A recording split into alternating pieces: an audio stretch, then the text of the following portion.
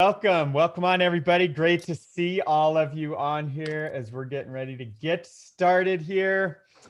We are going to be going over compensation plan.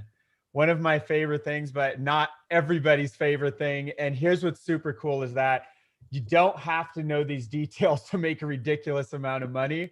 I was just talking to a friend this morning, made almost 100 Ethereum, doesn't know any of this stuff we're going to cover at all. All he does is keep referring people in. But we're going to cover X3, X4, and xGold in-depth compensation plan. So all of you out there, we'd love to hear from you. Let us know your name, where you're zooming in from, and then we'll get started. Tony from Twin Falls, Idaho. What's up, Tony? Susan Walsh, South Carolina. Louisiana, Yardley, Pennsylvania. Elliot from Texas. JP, California. This is Terry, South Carolina. JP, David McDaniel, Plainfield, New Jersey. Gary from Medford, Oregon. Gary, Richard Williams, Trenton, Texas. Dean Ibbs, Oregon. Dean, welcome Marianne on. Garuda, Kamloops, BC. Welcome on, Marianne. CC Perkins, Utah. Welcome on, CC. John Melcher, Rio Rancho, New Mexico. John, Kim. Louisiana, Keith Lewis. Hey, Kim. From Oregon. Hey, John. Oregon. John, Valerie. Jacksonville, Florida. Laura from Minnesota. Welcome on. All right, we have 10 seconds. Everybody go at the same time. Go. Kelly. Sally, Orlando. Yay, Vancouver Island. Alberta, Canada. Awesome, guys. Love it. So we're going to flip this thing over to Mike Klingler, bring him on, and he's going to bring this thing home. So welcome on, everybody. Welcome, everybody. Welcome. Thanks, Jason. Appreciate it. And yeah, let's get this party started. Today, we're talking about the compensation plan. As Jason said, when he came up here, just want to open up, here we go.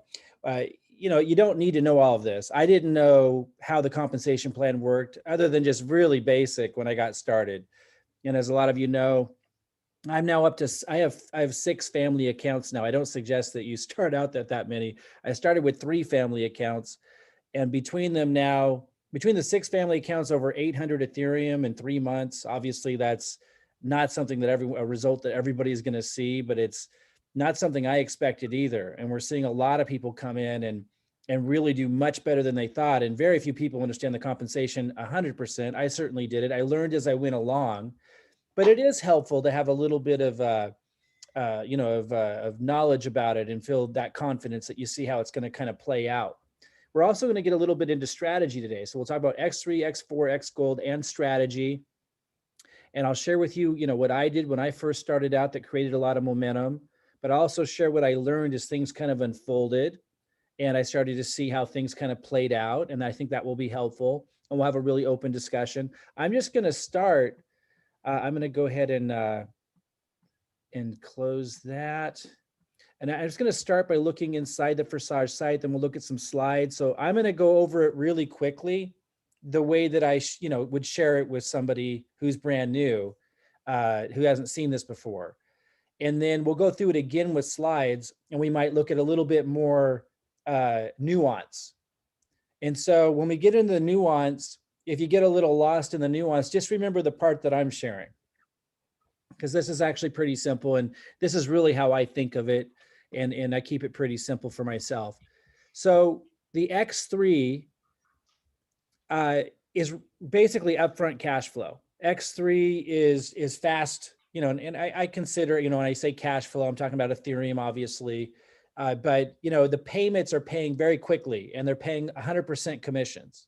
By the way, a little side note, I think of the Forsage system as MLM software, and you're your own MLM company, because Forsage doesn't touch the money. They don't process the money. It's basically just, you owning an MLM company. And a lot of people don't think of it that way, but it's exactly what it is. And if you wanted to, you could even provide additional value when people purchase these levels. And a lot of you know I'm creating products that you guys can also offer when people purchase these levels. It's your own MLM software company. It's pretty cool. The first payment pays you 100%. This is how simple I do it. X3, first payment right here, this first circle pays you 100% commissions. Second payment on your front level pays you 100% commissions also. Pretty cool. That's what we mean by immediate cash injection in Ethereum. Third payment rolls upline. Why is that good? Because as your team's growing, your team's third payment's going to roll upline to you. That's what we call leveraged income, where you have the little bit of the advantage of a residual income, or you can think of it as leveraged income. You'll hear me refer to it as leveraged income a lot, where you might be asleep or doing something else, but you're building a sales organization and you're helping your team. You're teaching them things, you're working with them. So when they go and they have success, their third payment rolls up to you. And then it does what we call recycles. And I don't know if you can see this, try to look closely. It says 4 right here. 4 recycles is what that means. It means it paid me a first payment, 100% commissions, a second payment, 100% commissions, third payment rolled upline, and then it does it again, it cycles. So that would be cycle 1, and it comes back around.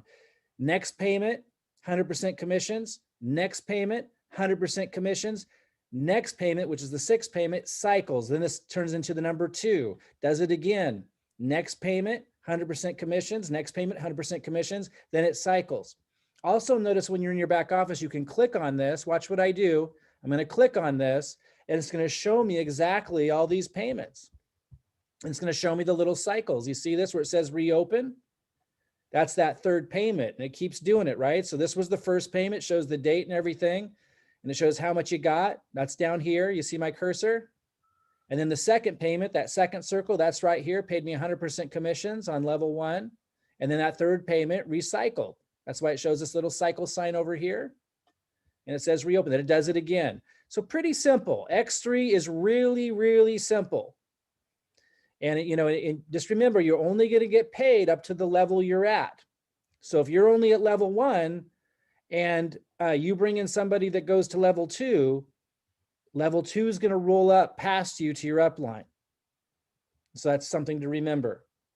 But assuming you're at the same level, you're going to get paid 100% commissions on the first payment circle, 100% commissions on the second payment circle. Third payment circle goes up to your upline, then it just recycles again and again and again. And you'll notice, like if I come down here to, let's say, you'll see even position 11 has cycled once. Position 8 has cycled 2 times. Let's look at position 8. I'll click on that, shows the transactions. So it showed I got the first payment here, 100% commissions, second payment, 100% commissions, third payment recycled, then it did it again. So it's cycled twice now. And you can see it cycled twice because here in position 8, it shows the number 2. So that's X3, extremely simple, pays upfront cash flow, pays immediate 100% commissions on the first 2 payments, third payment rolls up, then it recycles, super, super simple. X4 is a little bit more comprehensive, but not too much. There are some nuances that we're going to get into with Jeremy, who's more of a whiz than I am, that can explain some of these things. I just want to do the simple one. And remember, some of the things that Jeremy goes over, like I still have trouble wrapping my head around. There are little nuances, but this is the part that I grabbed onto. It's simple. It's really all you need to know to make a lot of Ethereum. X4 still pays a lot up front, but there is a little bit more of delayed gratification for leveraged income. So a little bit more leveraged income built in, where you're able to leverage the efforts of your team and the sales organization. So first payment circle right here at the top is your first level in the X4, right? You don't get any of that. So that's different than the X3, isn't it? That's what I mean by delayed gratification.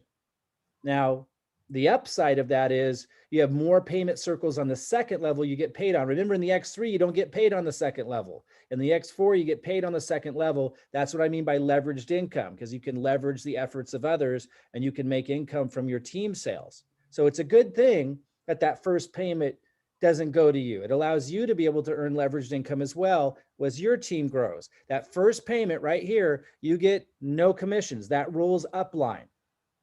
And then this other circle here is also your first level, isn't it? That also rolls upline. but your second level is where you get paid. And that first payment circle on your second level right here you get 100% commissions in the X4. Hey, Mike, sorry to interrupt. Would you mind making Jason and I co-hosts so we can add people? Yeah, absolutely. Sorry. Okay, everyone, listen to the nice little music playing. Intermission. Do, do, do, do, do, do. I'm going to admit, everybody, we got more people wanting to come in too. It's probably what you wanted to do, huh? So it's going to be a little, I'm trying to find you guys. So many people still coming in. And I'm not actually seeing you guys in here for some reason. Oh, there we go. So,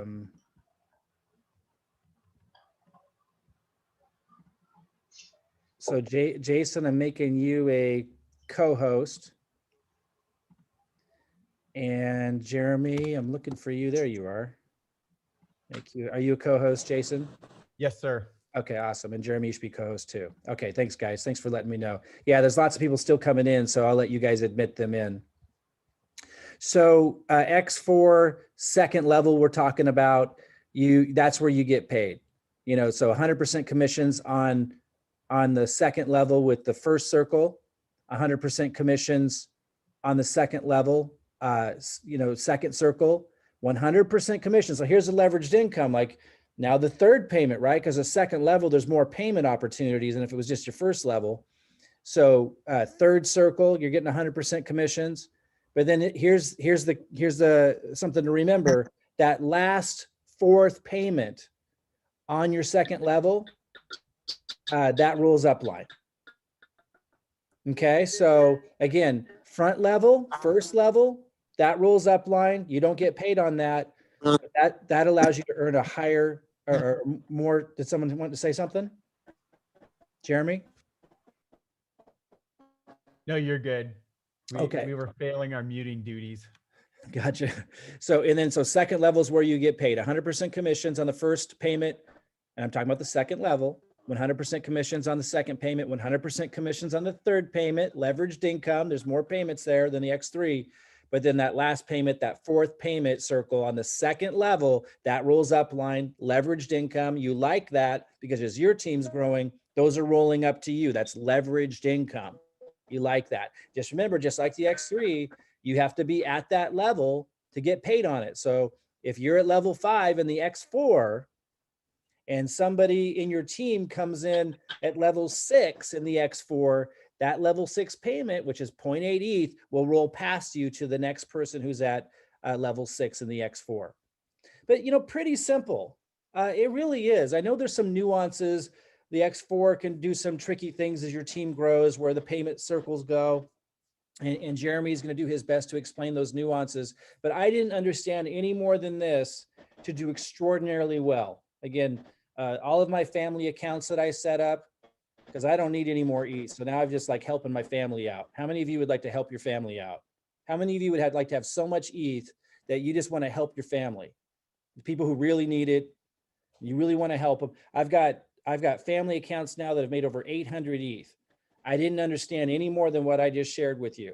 I'm going to go for it one more time. X4, you don't get paid on the first level. That rolls up line. You like that because as your team gets going, that rolls up to you. Your first level, you don't make anything in the X4. It's your second level that you make 100% commissions on the first payment, 100% commissions on the second payment on your second level, 100% commissions on the third payment on your second level.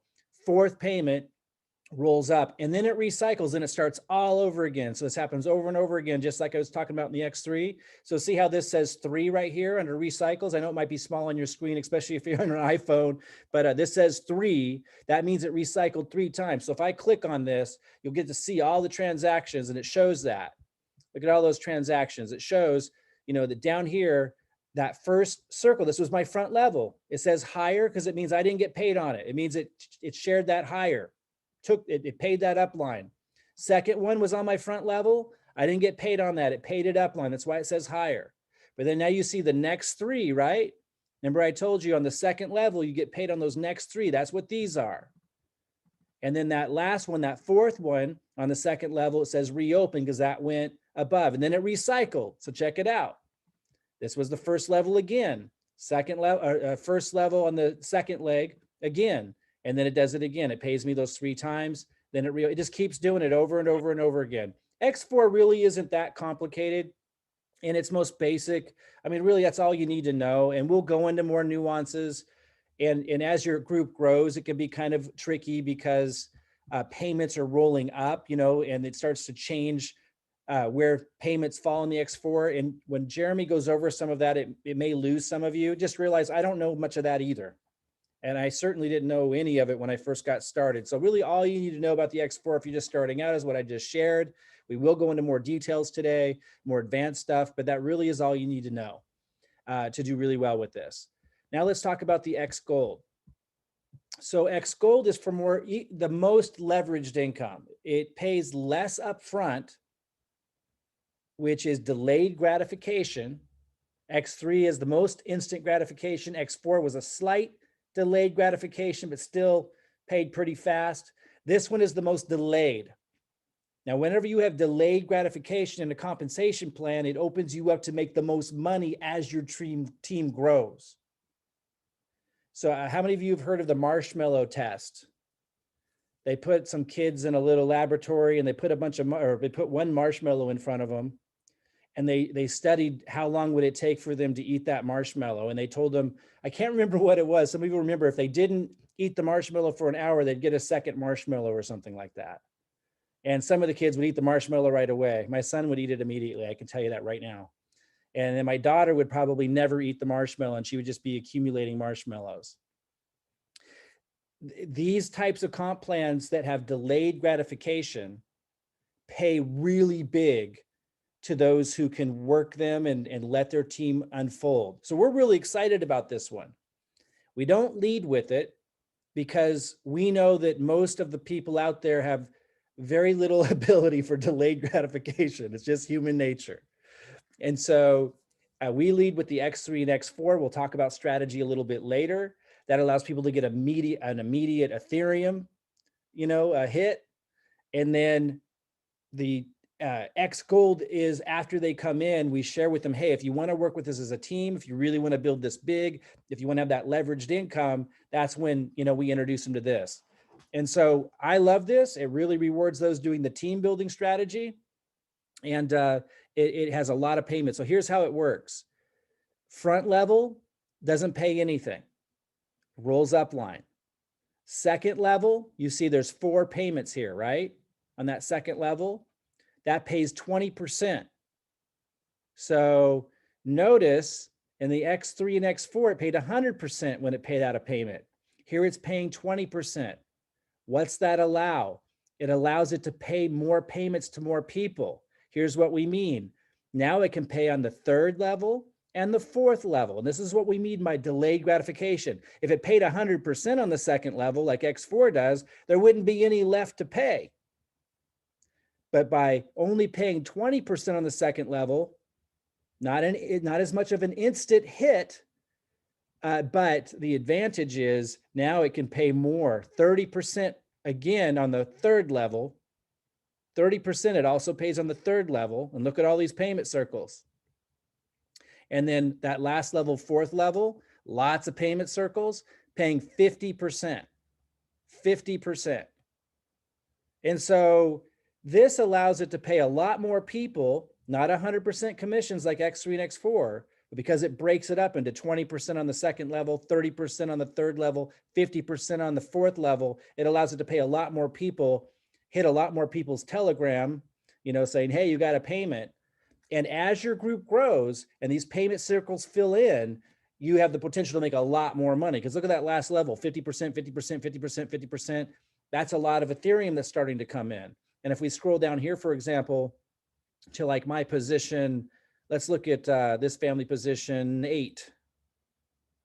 So look at all this, you can come down here again and see, how all this is set up. So you see activation, the first 2 is higher. That's the top level, right? The top level rolls up line. And then you see how these start to fill in. And then this one, it's not always 100% commission. So you're going to see different amounts depending on if they fell on the 2nd level, the 3rd level, or the 4th level, because you're getting either 20% on the 2nd level, 30% on the third level and 50% on the fourth level. And so this allowed, by splitting up that commissions and not paying 100% commissions, it's true, it's less of an instant hit, but it allows you to, as your team's growing, to earn more leveraged income. So it's still pretty simple. The one thing to remember though is this cycles as well. And correct me if I'm wrong, Jeremy, but I believe it's the last two payment circles roll up line on that last level, the last two payment circles. Is that correct, Jeremy? Yeah, whichever last two fill in, it rolls So the up. last two, yeah, to fill in on the bottom. So let's look at one that's almost filled in. And I know this is small, guys. We'll go over this again. I wanted to give you the quick look. So you see on this one, there's 1, 2, 3, 4, 5 left on the bottom. So I get 3 more payments. And then those last 2 that come in will roll up line. And then this recycles. So to do it all over again. And you'll see some of these have already recycled. Level 1 is recycled. Level 6 is recycled. And that means this is already filled in and now it's doing it again. So this is the second time. If I click this down arrow here, it'll show how they all filled in before. So this one already filled in.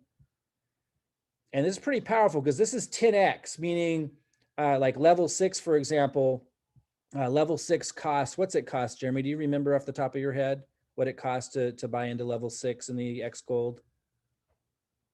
No, I don't remember off the top of my head. Whatever it is, just remember in xGold, whatever it costs to buy into a level, when this fills in, you earn over 10 times that amount back.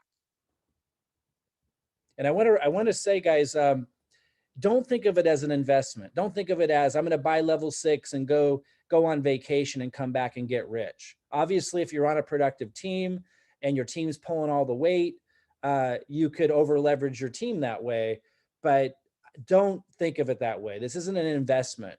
This is the team working together, you contributing to your team to make these sales. So xGold is pretty simple. It's really powerful. It pays a lot of leveraged income by splitting up that 100% commissions. It allows for a lot more to be paid out as your team's growing and these payment circles are filling in. X3 and X4 pay a lot more upfront. X3 paying the most upfront, but offering the least leveraged income.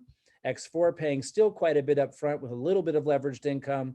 xGold paying the most leveraged income for the greatest opportunity for the largest payments to be made as your team starts to develop and these payment circles fill in, but it doesn't pay as much upfront.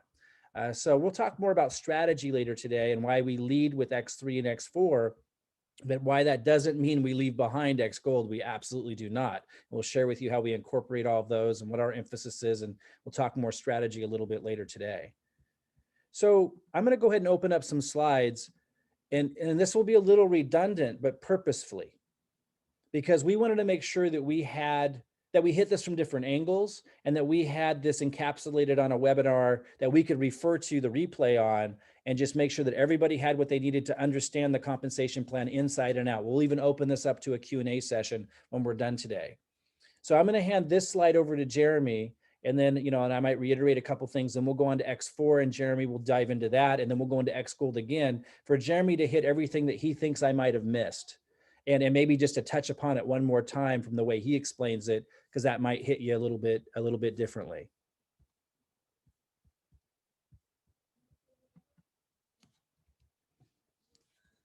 Are you there, Jeremy? Sorry, I forgot to unmute. Okay. So are you able to see my screen? Are we on your screen now? Yeah. It looks the same as yours. So can you guys see Jeremy's screen? Yes. Okay. Okay. So yeah, so I know some people came on the call a little bit late and wanted a reiteration of how the X3 works. So you're just in time because now we get to reiterate a little bit about how it works. So the X3, like Mike was explaining, is very simple, but there are multiple ways that you can get paid on it. So if we start getting into a little bit more of the details, what I'll do is I'll share the different ways that you can possibly get paid in X3. So the first way is that you personally make a sale. So when you personally make a sale to one of the partners, and what that means is somebody who came in using your affiliate ID. So they came in under you as a direct partner. When they purchase a level that you already own, that's considered you making a sale, and you'll collect on that. So the second way is if your partner upgrades. So I hear a lot of people talking about, you know, this being some sort of a pyramid where you have to keep recruiting people to make any money. And technically that's not true. We do have repeat sales in this business, just like we do in other businesses. And that comes from those who are already on your team upgrading to another level. So when somebody upgrades from level 1 to level 2, that is a new sale that is coming to you. So that will hit you, and as long as you have that level, you're going to collect that sale. The third way is when your partner cycles. So Mike talked about cycling is when that third circle fills in. At the point where the third circle fills in, that payment goes upline. So like he said, if somebody on your team cycles, that's why we like those payments going upline. That means that you're going to collect that payment as long as it's your partner, or, you know, if multiple people cycle, then that can be, you know, coming up to you as well. And then the fourth way is when a sale is made of a higher level than somebody on your team has reached at that point. So if you look at the payment circles being, you know, the top one is you and there's only 3 circles to fill in. So like Mike said, those first payments come in as 100% to you. So no matter which way it comes, those 4 different methods of collecting an X3 payment, those will land up in your payment circles. So always keep in mind that this chart does not represent people that you've sponsored. This chart represents those payments in whatever way they happen to come to you. So when that first circle fills in, you get 100%. When that second circle fills in, you get 100%. When the third circle fills in, that goes to an upline. So now if a person on your team, one of your partners, cycles and it comes to you, then that will fill in one of your circles. So you may end up having multiple payment circles filled in from the same person if they're a very active team member and they cycle multiple times. You could end up filling all of your payment circles multiple times from that same very, you know, active teammate on your team. And I'll show a quick example of, on my chart, you can see how there are occasionally these pink or purple circles that get filled in. Those are the ones that are coming from somebody in your team who has not yet purchased that level. So the payment came up to you from deeper within your team. So I just wanted to point out that there are different colors. And when we get to the X4, you'll see there's a lighter circle, darker circles, and then blue circles. So those just represent a little bit at a glance where those are coming from, but you won't see as many colors in your X3. It's a little bit more concise because there's not what we call, you know, spillover in the X3. So we'll talk about what spillover means as we get into the other areas, but you will occasionally see those pink circles if somebody on your team passes another person. Well, what does pass mean? That means, so in this case, I do not have level 12 activated. So if somebody on my team at this point, anywhere within the team, were to buy in at level 12, I would miss that payment and it would show up on somebody above me as a pink circle. So what that means on my chart is there were a few times where somebody bought to, you know, level 7, 9, and 10 in these cases faster than their sponsor did, and those payments came up to me. So I just wanted to show how it looked in the background for the case where a sale is made of a higher level than your team has reached so far. That's what that means. That's how you know, is that you'll see one of those. Should we stop for questions or go straight through, Mike? I think I would encourage everybody to write down your questions if you have any right now. We continue to cover everything because otherwise we won't be able to see where we're at in the process with the time. So that would be my recommendation, is if you have any questions on what he's covered so far or one that you had in mind, write it down and we're going to have a Q&A at the end of this, but I think we better try to get through them all.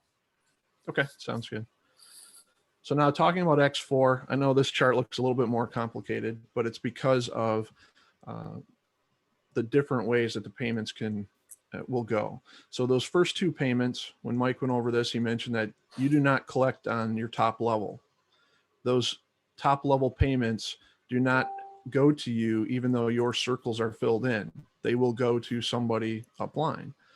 And the same is true, and we always show the bottom right corner as the one that's going to the sponsor, but it's whichever one fills in last, because these don't always just fill in left to right and then left to right or anything like that. So they can be filled in at any point in time. It's whichever the final circle is that's filled in on the bottom is the one that will end up going to your sponsor.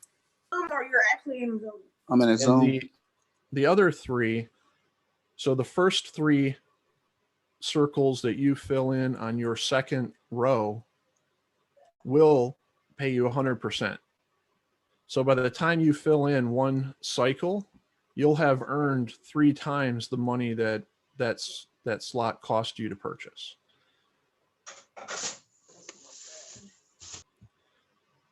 So one of the other symbols on here is I use this lock symbol just to represent what you need in order to upgrade to the next slot. So each slot costs twice as much as the one before it.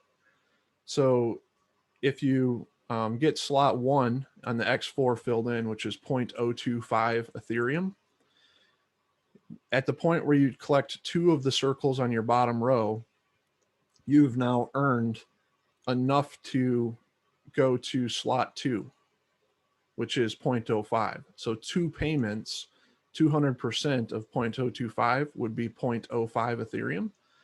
So in that case, you have enough to now purchase the next level, which would be slot 2, because the next slot is 0.05. And then to go from 2 to 3, you'll collect 2.05 payments, and that's enough to have 0.1, which is enough to go to level 3. So that's what these symbols represent, is that with just 2 payments, you're able to now level up to the next level.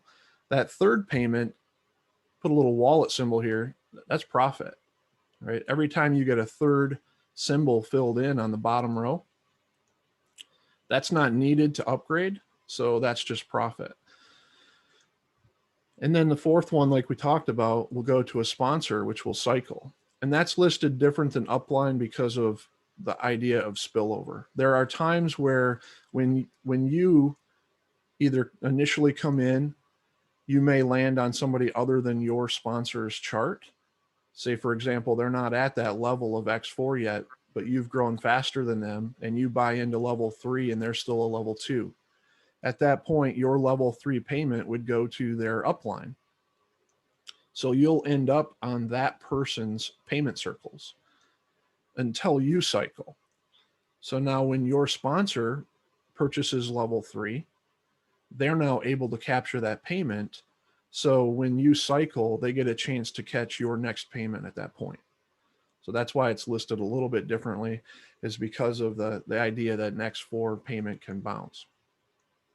So now the next thing to keep in mind is, like we mentioned with the X3, these are payments, not people. It is possible for literally all 6 of these circles to be filled in by the same very, very active team member.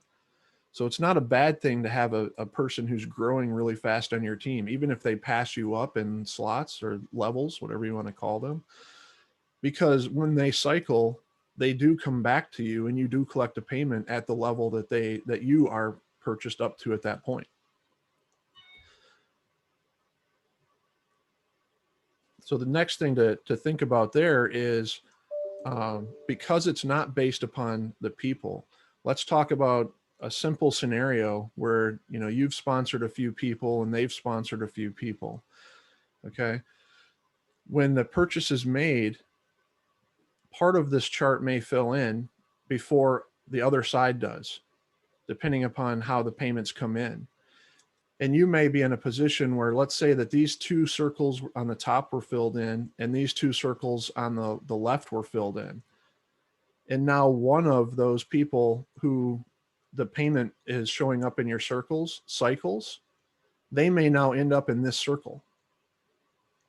So at that point, even though they are directly sponsored by you, they filled in your affiliate link, they are one of your partners, they are direct to you. Don't always think of it as you only collect X4 payments from 2 levels below, because in that case, they'll fall into your payment line and you will collect that payment. So it is possible for even the people that you've directly sponsored to land on your second level here and you get paid on it.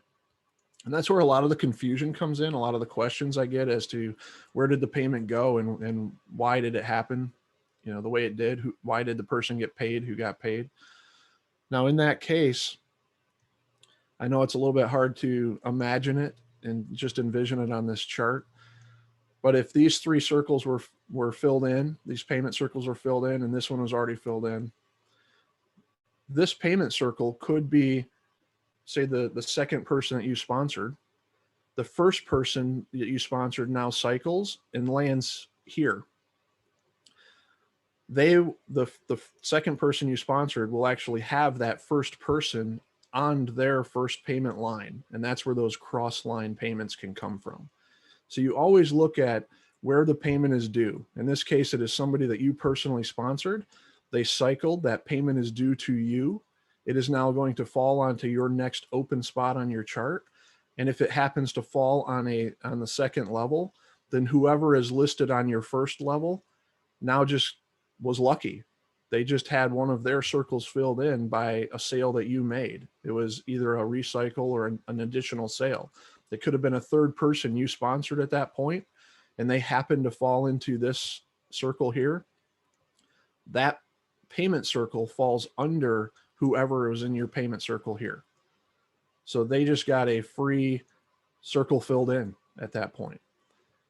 And as that person continues to build their business, it will help the person that they fell under as well, because their 2 will be under that person.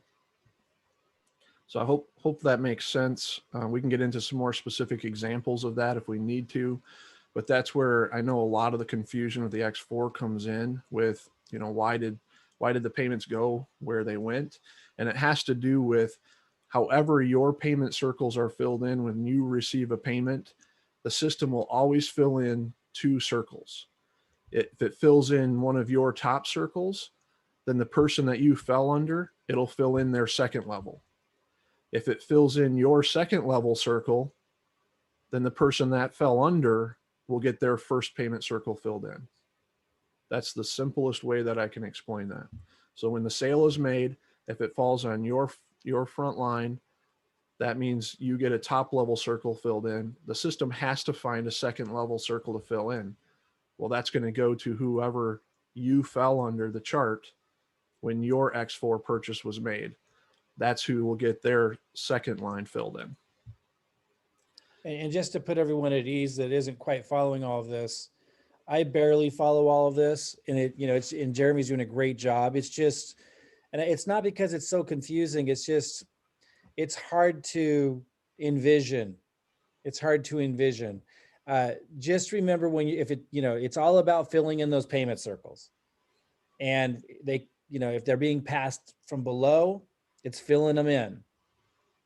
And if someone down below is coming in at a higher level than their sponsor, it's rolling on up to you if you're at that level, and it's filling in the empty spot. You know what I mean? It's just filling in those empty spots is what's happening.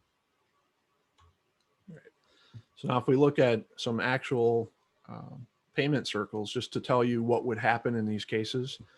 So let's explain the colors real quick. We already went over purple. So I don't have any pink or purple circles currently on my chart, but I do have the other 3 colors. So the darker green, when you see a darker green, that means that's somebody that was a partner that you personally invited. So in this case, these dark green circles came from somebody who is directly on my team when they made a purchase. The payment was due to me. When you see the dark blue circles filling in, that means the payment was not due to me. It was due to the person who's in this circle, the person represented by this payment circle. In this case, it says 1005996. So whoever that is, they collected 2 top line circles on their chart, and therefore it filled in that area of my chart.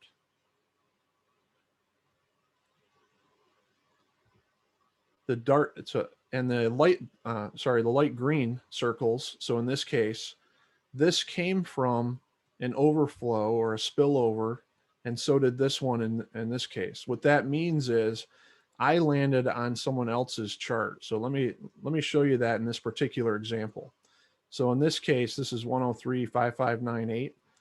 So if you click on the payment amount, it shows you a more in-depth view of those payments.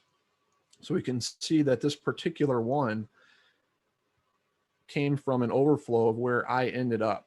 So just remember that's 103.5598. So now if I go to my sponsor and I go and look at their circles, and they've cycled, so I'm going to have to go to one of their prior cycles. So you can see here's where I landed on their chart. Well, I'm in the X3. Sorry about that.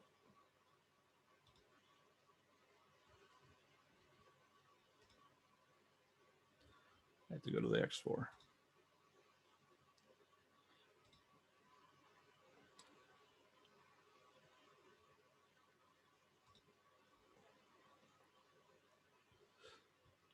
So you'll notice this is me on their chart. And here's a case where I fell onto their chart again. So when I recycled, I came into this position. And now these 2 circles, one of them was filled in by somebody other than me because I landed on somebody else's X4 chart. So when that particular payment came to this person, it fell under me in their chart. And that's why when I go back to my charts, you'll see that show up as they call it overflow from up. This circle was filled in because of where I landed on when I paid my X4 and recycled, they filled in their chart, and I therefore got what's called a cross-line payment because of that. So that's a little bit about how to track them and where they come from and the difference in what the colors mean. So what's interesting is you'll notice none of these payment circles really, the different levels look the same, right? So this is another thing that confuses people is if I sponsor somebody right now and they buy all the way to level 10 because they just have a lot of money at this point to buy all the way to level 10. Well, let's say that they did that. The first payment, when they buy into level 1, I'm going to collect that payment because it's going to hit my payment circle. Even though they're directly sponsored by me, they're not 2 levels below me, I'm going to collect that payment. So I would collect on the X3 and I would collect on the X4 the next time I sponsor somebody at level 1 or I get a recycle from level 1. When they go to level 2, I would not collect that payment because it's going to fall on a top line here. When they come in at level 3, that would fall onto one of my payment circles. So again, I'm going to collect on even the X4 level 3 the next time somebody upgrades to level 3, even if they're a personal partner of mine. Level 4, I would not collect on. Level 5, I would not collect on. All the way again until level 9. All of those cases from 4 through 8, it's going to end up going up line just like you would expect because it would hit the top level circle. However, when it gets to level 9, it's going to fill in this circle and I'll get paid on level 9, even though it's an X4, even though they're directly sponsored to me, and the same with level 10. So I hope that clears it up a little bit. And now here's a great case. So they went to level 10. So my circle would be a dark green circle falling under a circle that came to me from overflow. So whoever 966963 is in this case would be really happy because they would get a light green circle filled in for them because I've filled in this payment circle. So hopefully that helps clear up some of the, you know, the way that works. You really have to look at, you know, it's not people, it's payments. And this is what I mean by that. Even the same person buying all of these different levels, some of the payments I would collect, some of the payments would go upline, some of the payments would show up on cross-line people's payment circles. Okay. So I know many people probably have some questions. Hold them to the end.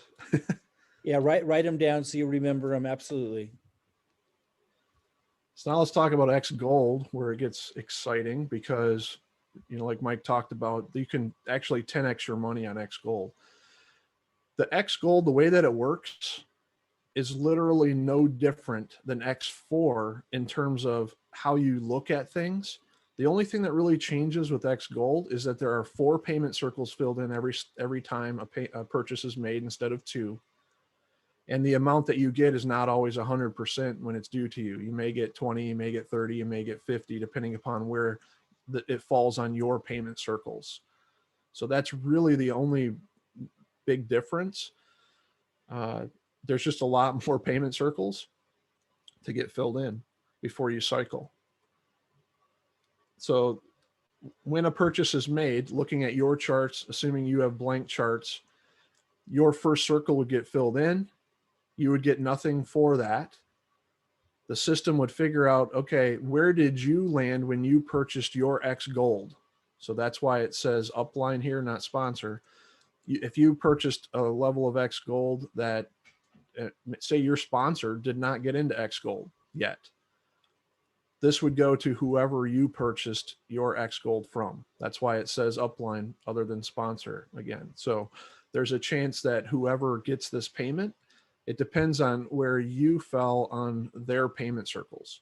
And that's what determines who would get this payment. And it goes from there. That person would get 20%. Wherever they landed, that person would get the 30%. And then wherever they landed, that person would get 50%. Okay, so every time a purchase is made, 4 circles get filled in. And depending upon how the person who's due that payment collects it, what circle they get filled in, determines where the rest of the payments go. According to Wikipedia, Root is an American internet retailer based in the Dallas suburb of Carrollton, Texas. Alexa, off. Sorry about that. All right. So this particular chart, we're just talking about how the payments work. This was there to talk about what each level costs. So I'll kind of go through that quickly. We don't need to spend a lot of time on that. We're really just talking about how the payments work. So again, I already mentioned, we talked about, you know, the upline payments and how that's not necessarily your sponsor. It depends upon whose circles you fell into. So the lock symbols, what's interesting here is depending upon which circles you get filled in. So in this case, let's say we had one direct line and you had these 3 payment circles filled in, you'd now have received 100%.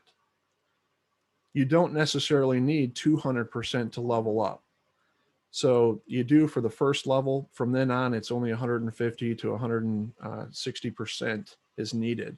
So if you just had a direct line on one side, a direct line on another side, or any combination of other circles that gets filled in, you have enough now to go to the next level of xGold. So that's all this is trying to represent. Is the rest of this, you can see there's a lot of blue circles here.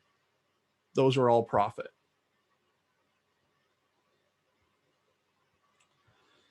So again, the pay lines, 0% on the top, 80% if you add up all of these circles filling in, another 240% for all of these, and then 800% for all of these. So when you add all of that up and subtract the fact that 2 of those are going to upline. You end up with 10.2 times your Ethereum when you fill in all of those circles. So that delayed gratification that Mike was talking about earlier is worth it. When you do the work to have an organization that's growing and building enough to fill in all of the payment circles, and you cycle just once, you've 10x'd your money for that level. So at level 1, that's 0.05. So you're going to end up with 0.5 when you're done. At level 2, it's 0.1 to buy level 2. When you finish filling all those circles, you'll have earned an Ethereum, which today is, what, $1,300, $1,400 just for filling in those circles. So am I allowed to ask a question here, guys? Hey, Should I Peter, mute? we did mention to wait until the end to ask the questions. Okay, sorry about that. So when you look at so this is back when we were looking at 650 per ETH. So this chart is pretty old at this point. It's like double that.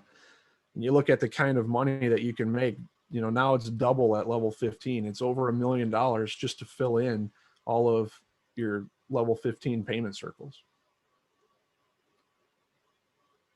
Which is why, the way I think about all of this, I think is obviously different than how most people think about it. That's why my results are different. So I like to share it, even though I know it doesn't hit the way I try to convey it, but I can't have that be why I don't say it. So I think of it, pull back that slide again, because I think I look at that slide different than most people. And I want to help people, like, this can get easier when you change the way you think about this stuff. You want the money slide up? Yeah, that big slide that shows like now $1 million if you fill in all those payment circles. So when, and again, I know that this may not click or hit, but maybe like when I keep trying to convey some of these things enough times, it will. And when it does, guys, you realize like nothing will stop you from capitalizing once you got it, like perspective wise. Like I get up earlier now, I go to bed later, I have more energy during the day, I sleep harder, I make sure there's no little light coming through the window, so I sleep harder. I make sure I don't watch and open up my laptop before I go to bed, so I sleep harder. All the things that I tried to get myself to have the discipline to do before, I now find myself doing without effort, because I see what's here. And once you get there, like everything changes. You just do things different. So here's a little nugget, hopefully. When I look at this, I think to myself, what groove do I got to get into to just churn out like a process that exposes people to what's here, the opportunity, sorts very efficiently and effectively, and I just do it like a routine. And if I only had an hour a day, like I would be obsessing over that hour all day long. I'd be like so excited to like pounce on that hour. And I would know like what my plan is to be having this process just churning, like a train, like choo, choo, choo, choo, choo. I just like picture it. And like I sit down or what, and I think, okay, what am I going to do to sort for the right people right now with my hour? And then I just picture these payment circles just systematically filling in with others who are like-minded, with others who are kindred spirits, with others who want to seize opportunity, who are excited and energized by where crypto is going, who are excited and energized by the decentralized nature of Ethereum, who are excited by Ethereum, who are excited to see it go up and who realize it's probably going to keep going up. I think what process, if I only had an hour a day, what process can I plug into immediately to just create this system of sorting for those kinds of people and plug them in and then set them up. And then I just picture these payment circles filling in. I picture them duplicating that process because I understand that what I do gets duplicated by kindred spirits. I don't get hung up on everybody else. Like I notice a lot of people get hung up on everybody who isn't a kindred spirit, on everybody who doesn't get it. Like I don't even notice It's like if I'm looking up at the stars and I see the Big Dipper and I'm pointing at the Big Dipper to, like, you know, my daughter or something, like I don't see the star over there. Like I don't see all the other stars. I'm looking at the Big Dipper. Or if I see the North Star, this really bright star in the sky, and I'm trying to point it out to somebody, I see that. I don't see like it's interesting. I notice a lot of people like see all the other people that this isn't for, and they talk about them and they obsess about them and they think, what do I need to say to convince this person? It's like, no, create a system and a process that sorts very efficiently and effectively with whatever limited amount of time you have. If I had 15 minutes a day, I'd be pounding that 15 minutes every single day. Sort. Like, who's excited about Ethereum? I just post that on my page. Who's excited about like what the network marketing industry offers? I would just be calling out constantly. I might do a Facebook Live. I don't even like Facebook Lives, but this will get me to do a Facebook Live. And I'm not going to be pitching and promoting it. I'd be saying, hey guys, who out there is like excited about cryptocurrency? I am. You know what I mean? Like whatever, you know, I don't even do Facebook Lives, but you can. There's so many different ways you can do it. You can just be posting on Facebook like I'm talking about.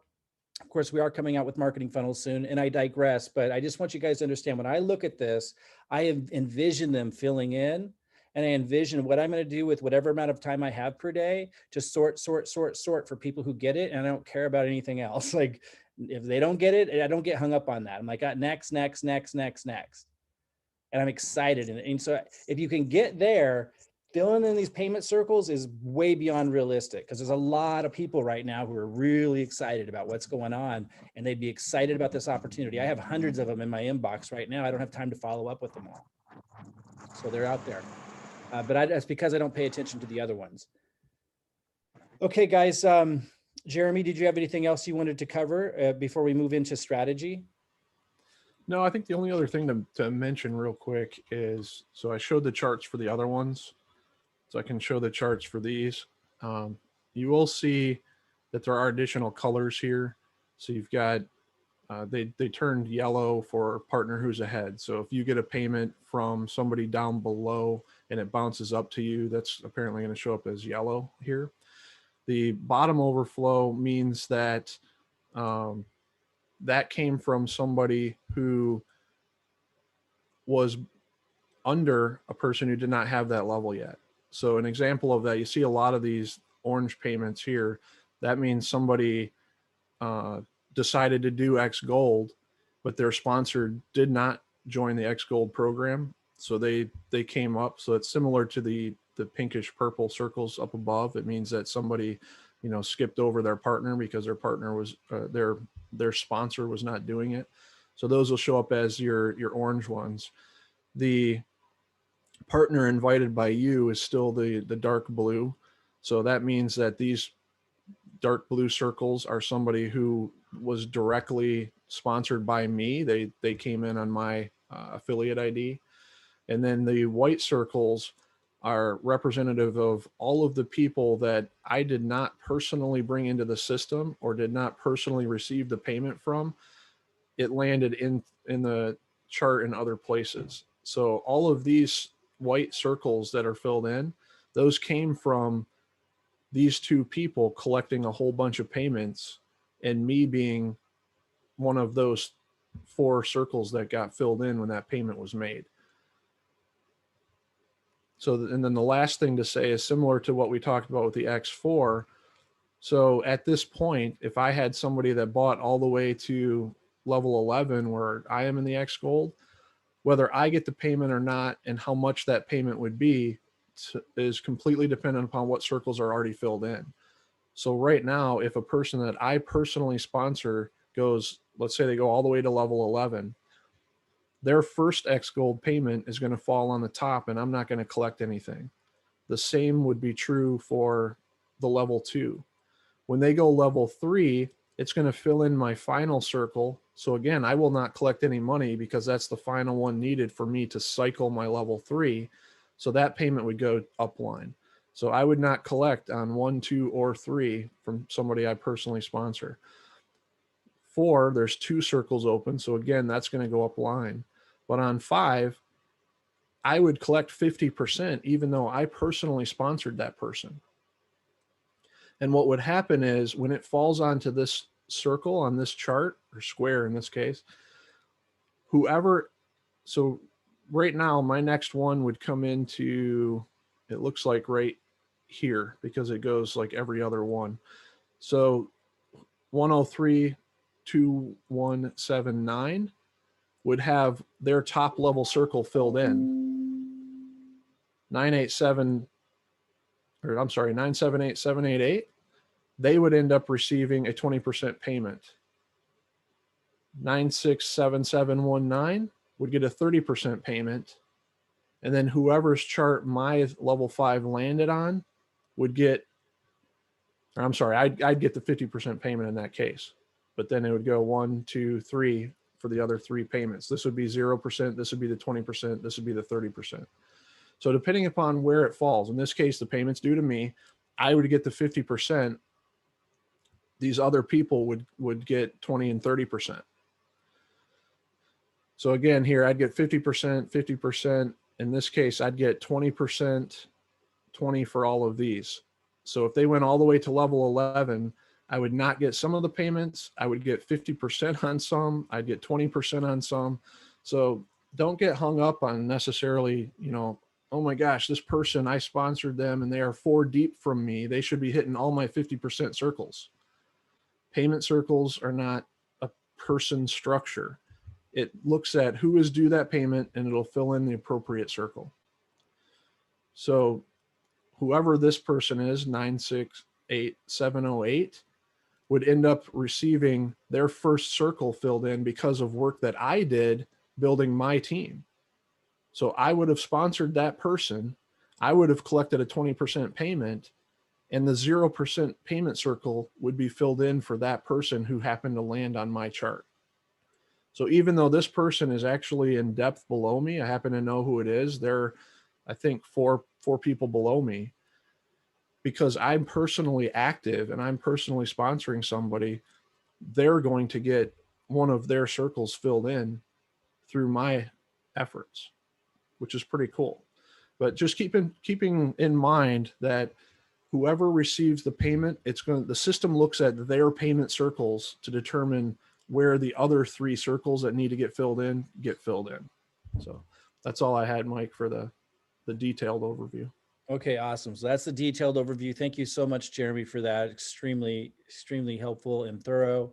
I'm going to, just for everyone that feels like, okay, it was a little more than you're able to take in all at once, I'm going to show you again how I cover this, what everything that Jeremy just covered. I obviously don't cover all that with a prospect.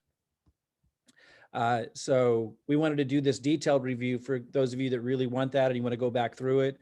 But I'm going to set my timer to 1 minute and go through everything that Jeremy just covered the way that I would cover it. Just to show you how simple I keep it with prospects. So I'm hitting start. Let's see if I can do this. X3. So first payment, 100% commissions goes to you. Second payment, 100% commissions go to you. Third payment rolls upline for leveraged income. You like that because when your team has roll-ups, it's going to you. After you fill in these 3 circles, it recycles. It just keeps doing it over and over again. X4 also pays a lot up front, but a little bit more delayed gratification, a little bit more leveraged income. We're able to leverage your team. First level payment, not person, first level payment rolls up line. Second level payments, most of them go to you. Second level payment, first one, 100% commissions goes to you. Second level payment, 100% commissions goes to you. Third payment on the second level, 100% commissions go to you. Last one rolls up line. You like that because that means your teams are rolling up to you. It recycles, keeps doing it over and over again. xGold, basically the same thing. First level rolls up line, second level 20%, almost. Third level 30%, fourth level 50%. When they fill in, it recycles. That's what I cover for prospects. And then we'll send them to this if they ask lots of questions after they're in. We'll send them to this replay. Okay, guys, so I know a lot of you probably had questions. I feel like those questions might change if we go over strategy a little bit. And so let's go over strategy really quickly. Jeremy, I'll be interested in hearing from you. Jason, I'll be interested in hearing from you on this. So just cut me off, and because I'm going to go quickly because I know there's people that might have to go and they have important questions. So the team building strategy, a little bit different than what we used to talk about. We used to talk about going 12 deep, and now we just feel really strongly based on what we're seeing that while I still encourage people to go deep and work with their teams to go deep, if you're like doing all the recruiting yourself, you probably don't want to go that deep. You really need, you might eventually, you can circle back around, but you need to also go wide. And so deep, it's still the same strategy, but you'll notice a little difference. Remember, we encourage you to build with 2 legs at first. Start with 2. There are exceptions. If you're a pretty strong recruiter, you could start with maybe 4. But if you're not really confident with your ability to do that, start with 2. It's not a perfect 2 by 2 when you're building out. It doesn't necessarily go 2 under you and 2 under them and then 2 under them. Not necessarily. Kind of depends how things are playing out. Like if I bring somebody in here and then I don't hear from them very much or whatever, and I put somebody underneath them and I don't really get much feedback, you better be darn sure I'm not putting someone on their other leg. Like I'm not feeling the vibe, you know what I mean? So it depends on the feedback you're getting. Also, if somebody is supporting the person I bring in really well, I might be more apt to help out. So there's different things that are playing out to decide exactly how you build this. And that's why I think it was Jason who came up with this light strategy. You're driving down deep. And again, if you're doing all the work, it doesn't mean like you just keep going on 2 legs really, really, really, really deep all by yourself. Like you might want to pull back and and whip the team a little bit and say, okay, guys, if you want more, I need to see you doing something. I'm going to go wide for a little while and just kind of watch you guys incubate for a little bit. You know what I mean? Like so the icicle light strategy doesn't mean you just all by yourself just keep going deeper and deeper and deeper. If you don't see a lot happening or your team's trying, but they're not producing, you might pull back and let them grow a little bit, send them a personal development book or something, you know what I mean? Help them on their confidence and then go wider, maybe show them the marketing funnels, see if they can kind of start producing too, because you can't do it by yourself. So the icicle light strategy is a goal as a team, not a goal for an individual to do for the team. And notice how the screenshot there's 9 or 10 icicles. It's not one single strand. It's an actual icicle light, which is what you see on the screen. Yeah. And correct me if I'm wrong, Jason, but like this little light right here represents a second leg starting to go. Yeah. Right. And that could be go really long. Yep. Right. These little icicle lights indicate a leg growing, and it could go deep, but obviously you can't visually show all of that. Right. So that's what the icicle light shows. Okay. So step 1, start 2 legs. If you're on your own, you're moving faster than your upline's helping you, you just start 2 legs on your own. If someone started a leg for you, and so this is you, and then you already had a person placed here, then, you place your first person down here, and then you'd place your second person up here. You want to start 2 legs. If nobody is in your team yet, and you have 2 people to bring in, you bring them in on your front level. So in both instances, step 1 is start 2 legs. Pretty simple. Step 2 is drive down. We used to say 12 levels, but people misunderstood. We didn't mean all by yourself. We meant the team working together. So because we saw people kind of misunderstand that, we're saying 4+. Like it just depends how far. It depends how well your team's responding. Are they duplicating? Are they trying but not producing? And they might need more time to learn new skills, or to work on their confidence or whatever, or just get an aha moment.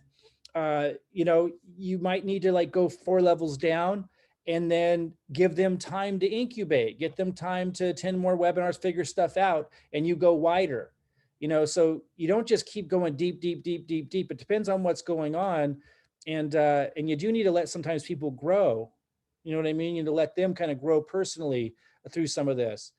Step 3, you want to help others rank up. So part of the strategy is like, if I sign somebody up here and then I see they place somebody here, then I might place somebody here, and then they're going to take that ETH and they're going to upgrade to the next level. And we're going to keep helping people do that, help them rank up.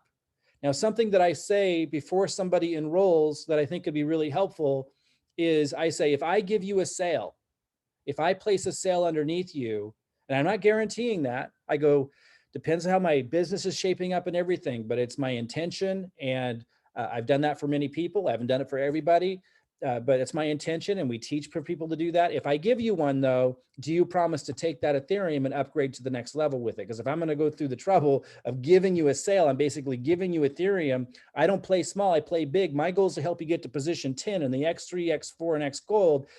If you're sitting on that ETH, I don't want to give you that sale. I'd rather just, like, if you don't agree to do that, I'll send you my affiliate link on my front level. I'll show you what I do, but I'll never give you a sale. Would you rather do that?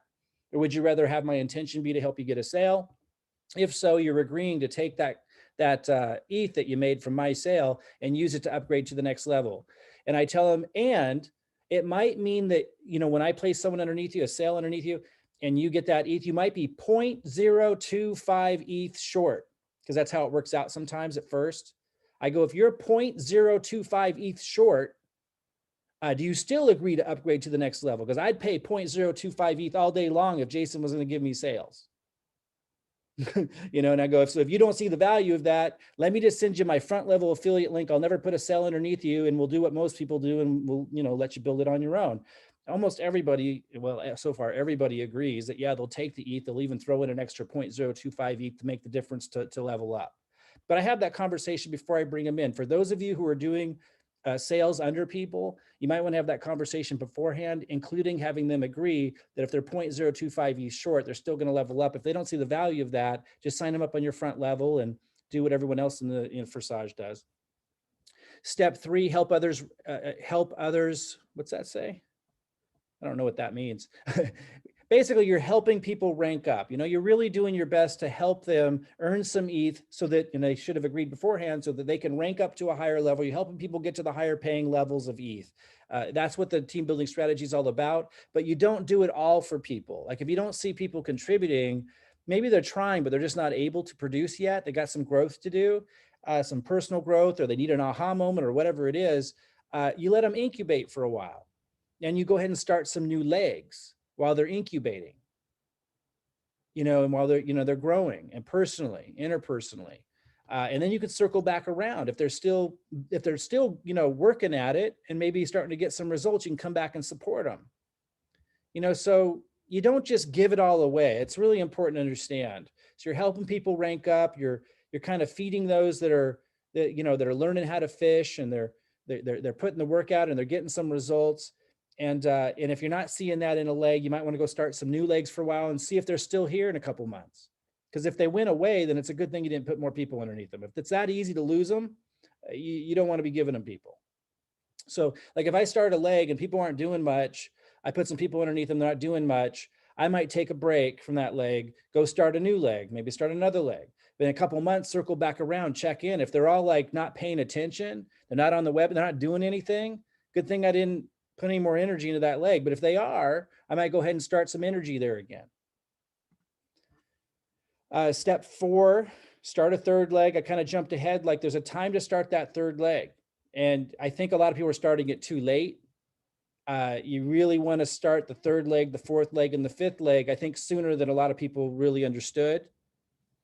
And I wrote down here, you start the third leg when you are 4+ deep in 2 legs with 1 or more person in both legs who have 2 legs growing on their own. I mean, that's the aim. But again, there's also the scenario where if they're just not producing, they're not doing anything, you got to just let them grow a little bit, let them work together a little bit, let them try some things, let them have their aha moment and go start some new legs. You can always circle back around and give them some more energy if they're still plugging away a couple months from now. And you just keep building legs out that same way.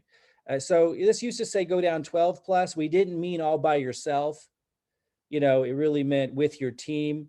You know, if you are finding you're doing most of the work or all of the work, don't, you know, be careful about just keep giving away. Sometimes you need to pull back in order for people to grow, in order for people to like have a breakthrough.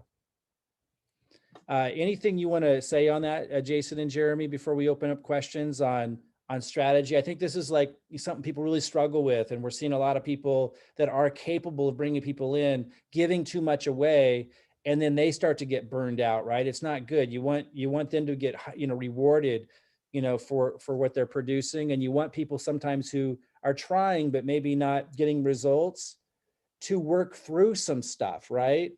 And to not be just sitting hoping someone's going to give them a free lunch.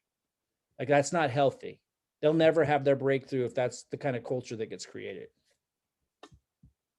Yeah, Mike, I always liked how you framed that we can always circle back around and help them at any time. And it can be days, weeks, months from now. And I remember somewhere, this was over a month ago now, Mike was like, I tell some of my new people, give me 2 months and let's see what happens. Instead of, what I was thinking going into that was like, give me like 2 hours, let's see what happens. And now I feel all guilty, like, man, they've been sitting there for 24 hours and haven't seen any action yet. Yeah. And it gets me like going. So it was a totally messed up mindset, because I created a team of people that are like this. Feed me. They're like that Stanley guy at the plant, the Venus flytrap. Feed me. Yeah, exactly. So and what I was really doing, I was mother henning everybody. You're sick. I was taking away their ability to go out and be like, hey, if I'm going to be sitting here, it might be weeks, maybe even a couple months, like Jason said. I'm going to go out now, and what can I do? And now all of a sudden we're creating self-sourced armies, not self-socialized hander-outers. Yeah. It's really important, guys. Success, you can recognize success, and you recognize it in, it's a trait, it's a quality. You recognize it in sports teams. You recognize it in political teams. I also want to talk about politics even that closely. You recognize it in every winning team of every kind in every organization in business. And you can't leave it out here either. Mike, I have one other thing too that was really cool, that it pushed my comfort zone whenever so when I don't create new icicles, I'm like, hey, the team has them. I have them stacked down 10 other people. They're totally getting hooked up. So I don't have any responsibilities and I can just chill, making my daily Ethereum, just sitting here doing nothing. Or I tap new icicles and I'm like, man, I got to get busy. Nobody else is going to be helping them. It's on me. And so it's this game that keeps me like pushing my comfort zone always. I don't ever want to be comfortable. That leads to a lot of poverty, bankruptcies, a lot of mediocrity throughout our life, and a lot of regret at the end of our life. So I love staying out of my comfort zone. And one of the ways I do that is to tap a new icicle or tap one under a leader or something like that. And Jason means start a new leg. Sign someone up on his front level and start supporting a new leg. Okay, guys, let's open this up for questions. Thanks, Jason. Guys, any questions at all? Let's go ahead and unmute, say your name, where you're calling from, and fire away.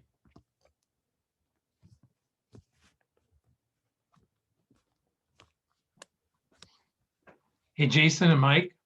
Yeah, go ahead, Dean. Yeah. Hey, could you guys speak to the amazing tool that you guys developed for tracking all this and just really trying to be, trying to be mindful of where you're placing people, like not necessarily, putting 665 under a 222, so they're instantly passed up. I mean, I don't know. We just try to be mindful of that, and we try to develop legs that have smaller numbers in them and put people into there, and then then they can work up. But I just think there's still a lot of people that are not using that registration tool and putting their name and email in there, and it's hard for us to know who's who. And some teams are better at that than others. But could you speak to kind of how important that is, and just being mindful of where people are at and trying to be moving up together? Yeah, absolutely. Thanks, Dean, for that question. And, I'll just kick it off by saying, yeah, whenever somebody enrolls, I always have them register. It's like the first priority. I have them register for that tool so I can see where they are in the organization. And I tell them if they don't register for that tool, it's going to be very difficult for me to help them, support them, or see, because I can't see where they are. And so that's the first thing I have them do. And, there's 3 different views when you log in. Whoops, I lost it. There's team viewer up here. And that's going to be the most information. Like this includes even their affiliate link, their first name if they registered. It have question marks if they didn't register, but you'll still see their ID number and also the levels that they're at. Like, you know, this shows that somebody is at level 330. That means level 3 in the X3, level 3 in the X4, and then 0 in the xGold. You know, here's somebody else at 660. So 6 in the X3, 6 in the X4, and then not in the xGold. Here's somebody at 11, 10, 10.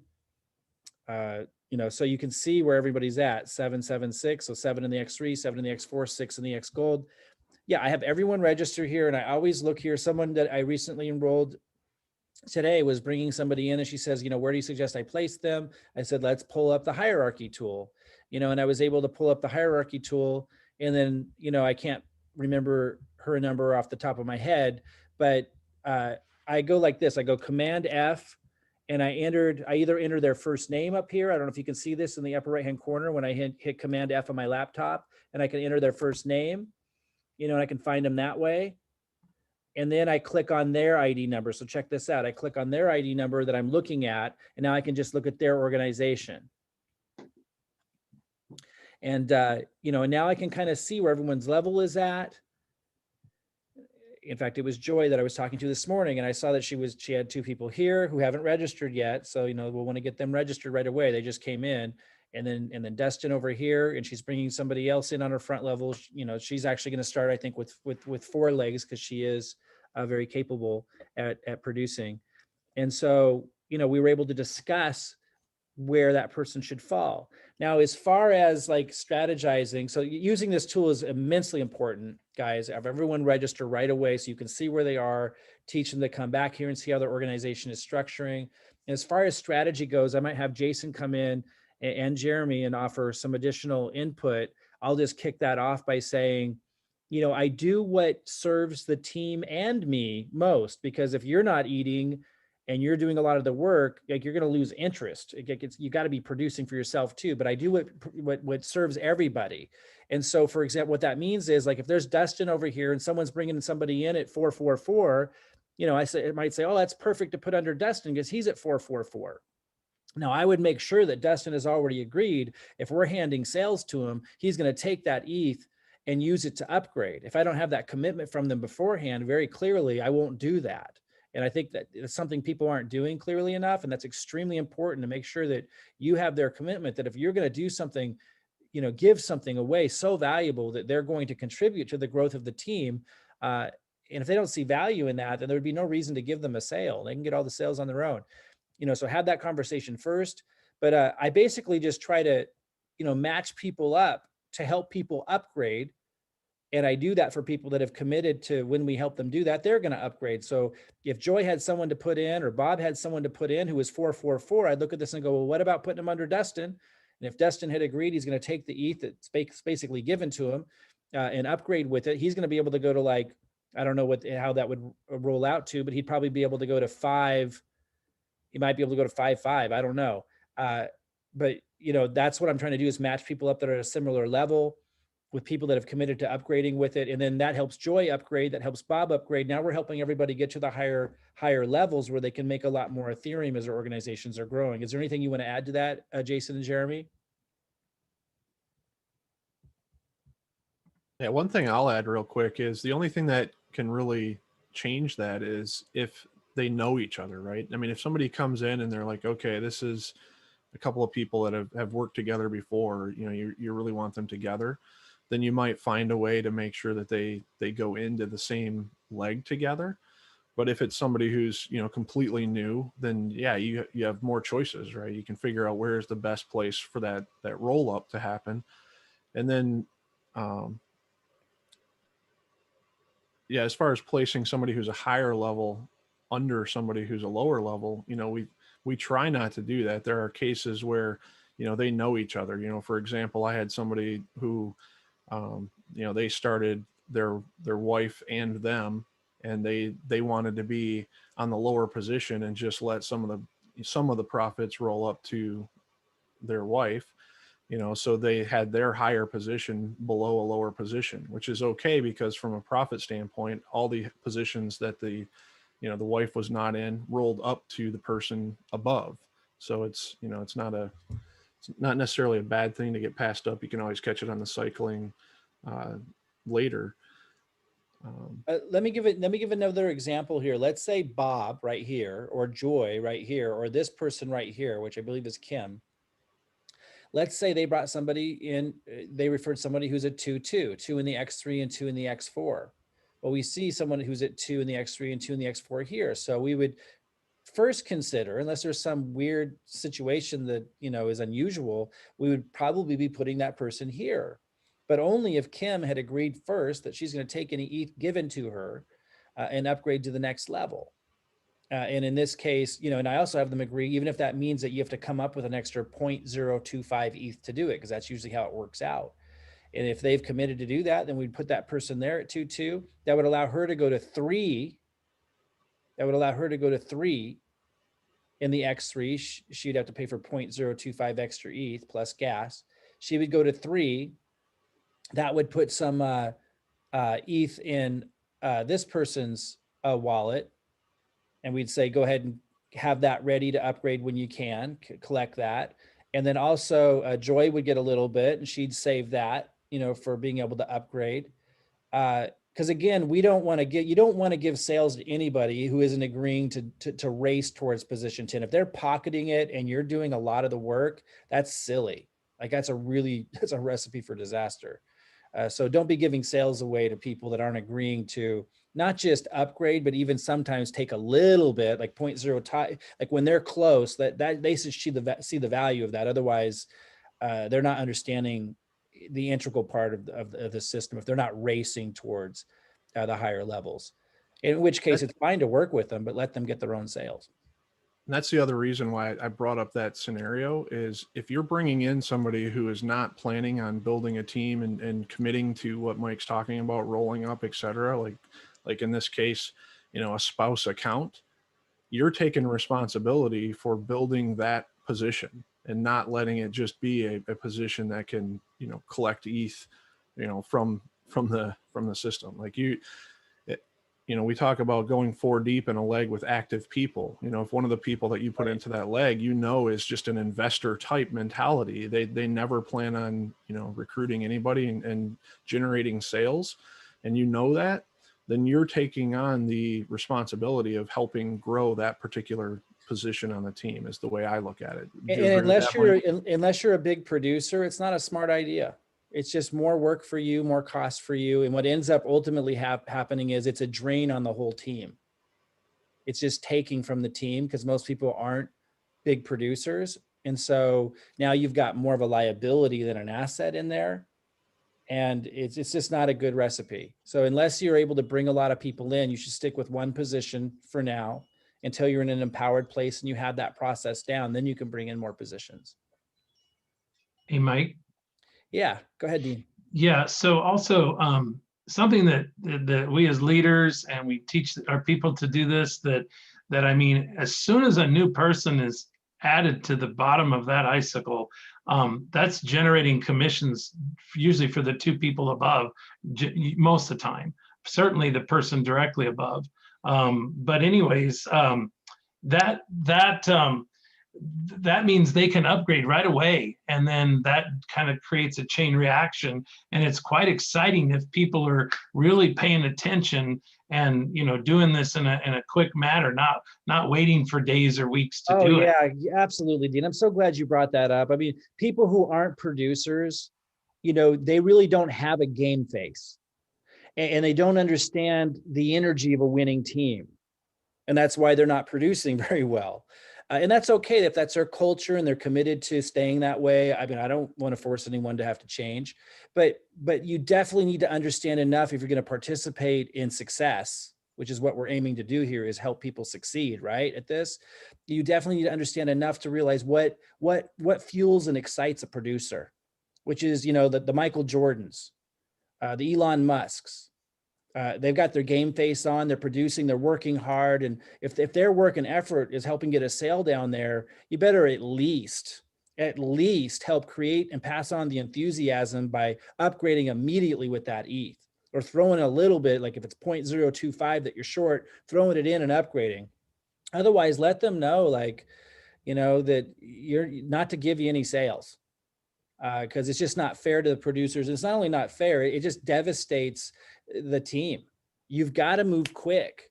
You've got to reward the producers and show them that their actions and their work and their effort is moving places. Things are moving and shaking. That's what feeds and fuels a producer. And even if you don't understand that, because that's not who you are, you must have seen it on TV on the sports teams. So you understand it kind of. Feed that, fuel that, do the little bit that you can do to keep it going. I want to add on to that the very first thing I look for, it's not even, do they fit in this lane and are the numbers matching? And did this person commit to upgrading? Those are the later qualifications. Number one, are they producing? And if they're producing, they're getting my people first. Like that, I always look, the number one question, has this person brought somebody in the past 48 to 72 hours? If I don't have any of them or none of them that maybe I'm looking to spread the love some more, who's brought somebody in the last week or so? And that's the very first qualification. Then it's also, can I find a matching place for them? So if we were placing on the screen below Joy and I have a 6-6 coming in, I'm likely going to look to start a third leg because there's no fast lane there yet. I see a slow lane and a medium lane. Dustin medium lane, slow lane is yellows, which also tells me yellows are not committed. They're not plugged in. I don't know this. Now I have more doubts about that lane. So now I realize they just got in there, right? Mike was explaining this. Yeah, these guys just signed up today, I think. I'm looking for them. The very first 4 steps in this fast start is like, get signed up for the tool, get signed up for Telegram. This is your first 30 minutes in business, boom, boom, boom. And so if it's an hour in business and they're not in the tool yet, then maybe they have a job and all that stuff. I get that. But I look for people to have that information really quickly. Or I'll send a reminder too. I'm not like militant about it, but I'm looking for that. I'm just looking for all the data I can grab. So I'm looking to play center leaders. I would look to tap a new lane here. And I also wanted to mention, this was one of our leaders messaged me here and they wanted me to remind everybody, this tool was created for this organization. Nobody in Forsage or the entire crypto industry that I'm seeing has anything like this. So they can go in the back office and try to fumble around payment circles and track them down. And those of us that have tracked those, that's not anywhere near as fast as trying to figure out this data and the layout like you see it. But additionally, it's just all numbers in the back office, which is cool, right? Because it gets decentralized. You're the secret ninja crypto guy or gal. But a team build requires teamwork, which requires hopefully a first name, or you can just say dude, like I call everybody a dude. So that I just wanted to throw a couple of those things in. Absolutely.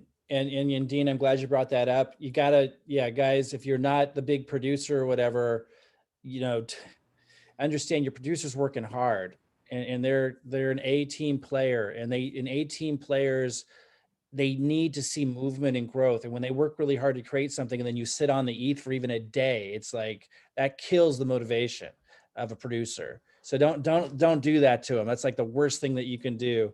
It's like, imagine how most people play basketball. Imagine me out there on the court against Michael Jordan. It's like, I'm going to move as fast as I can if I get a minute with Michael Jordan. I'm not going to act like I don't want to be there.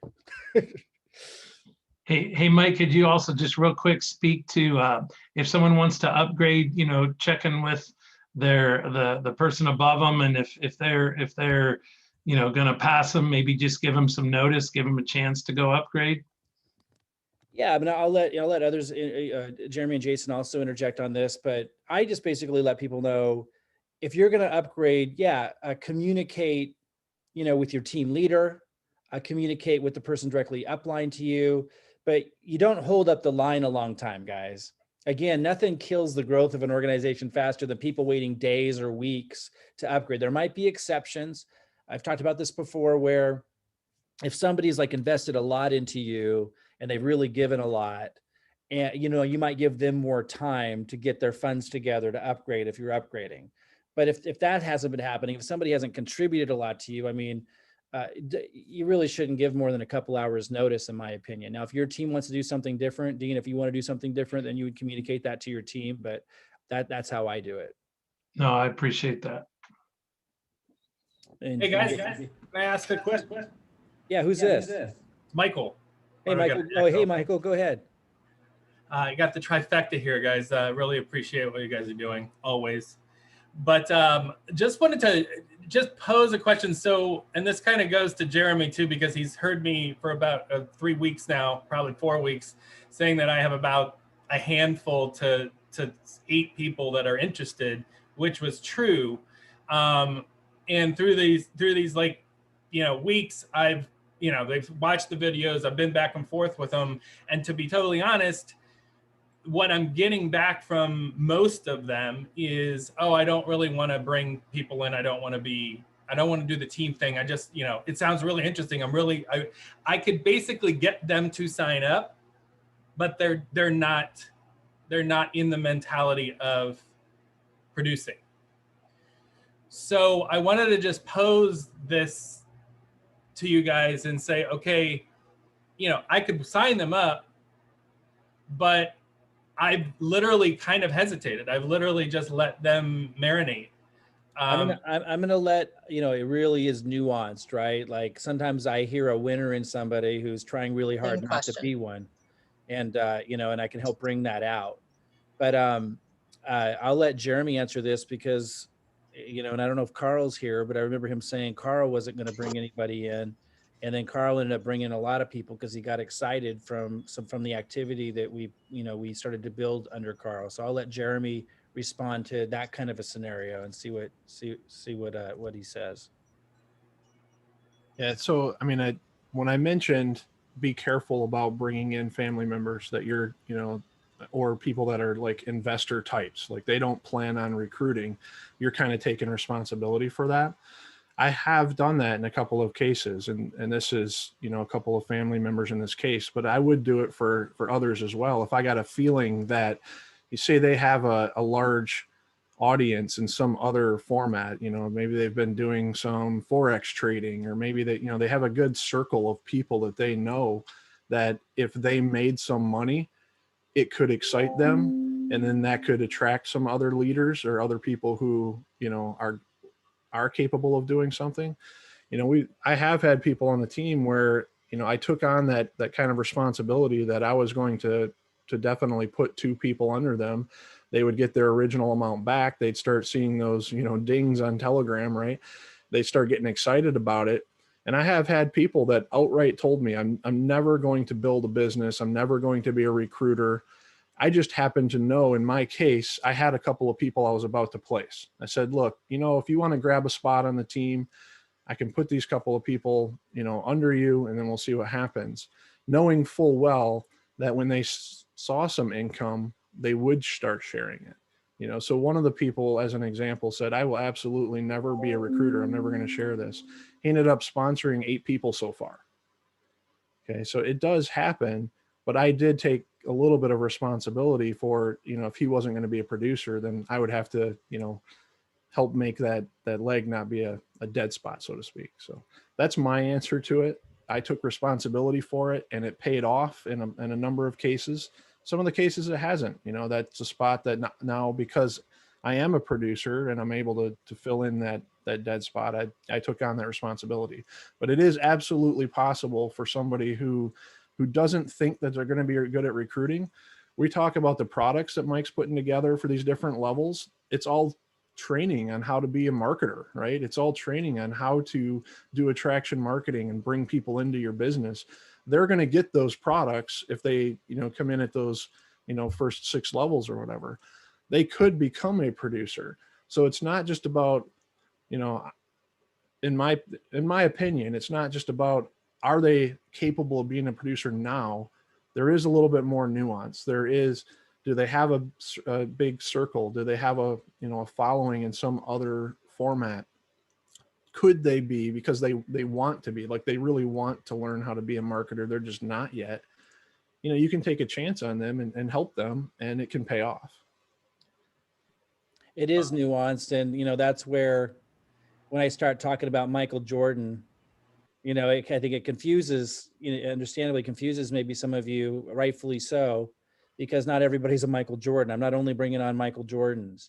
It is nuanced. Sometimes you might bring on somebody who might, like in this case, not saying the right things, but for whatever reason, Jeremy sensed that they didn't quite see the winner in them, but Jeremy saw it. He saw that potential and he wanted to bring it out like a good coach might. And like you said, sometimes it's a winner and sometimes it's not, and that's okay. But Jeremy was taking that responsibility, and he knew that might be what happened, and he's had some wins out of it. And I think that's really helpful. Is that helpful, Michael? It is a little nuanced. Yeah, it really is. I appreciate it. And I think a little bit also has been, there's a couple of them in my mind that I think I'm hesitating honestly until we get that rolled out, so that I can I have a feeling that might change things for them. You mean when they see like a marketing process that they can plug into without going? Yeah, and also when I can communicate that better and understand it a little bit more, the nuances of that. I caution everybody not to wait to get into. No, yeah, and I'm not understand. necessarily waiting for your funnel. I'm just waiting. No, I understand. Yeah. Yeah, to kind of give them more options to understand it a little more, I guess. Absolutely. Now, here's the other thing I'll say, Michael, is so let's say you had 4 or 5 people, right, that were kind of on that same fence and they're not sure if they're going to be recruiters, et cetera. But because you have them lined up, the way X3 and X4 works, you make the same amount of money if you were to sign all 5 people up. Let's say there's 5 of them to yourself, you'd get paid 100% on the X3. But if you put them under each other, you get paid on the X3 and then the X4 on the second one, and the first person gets paid on the X3.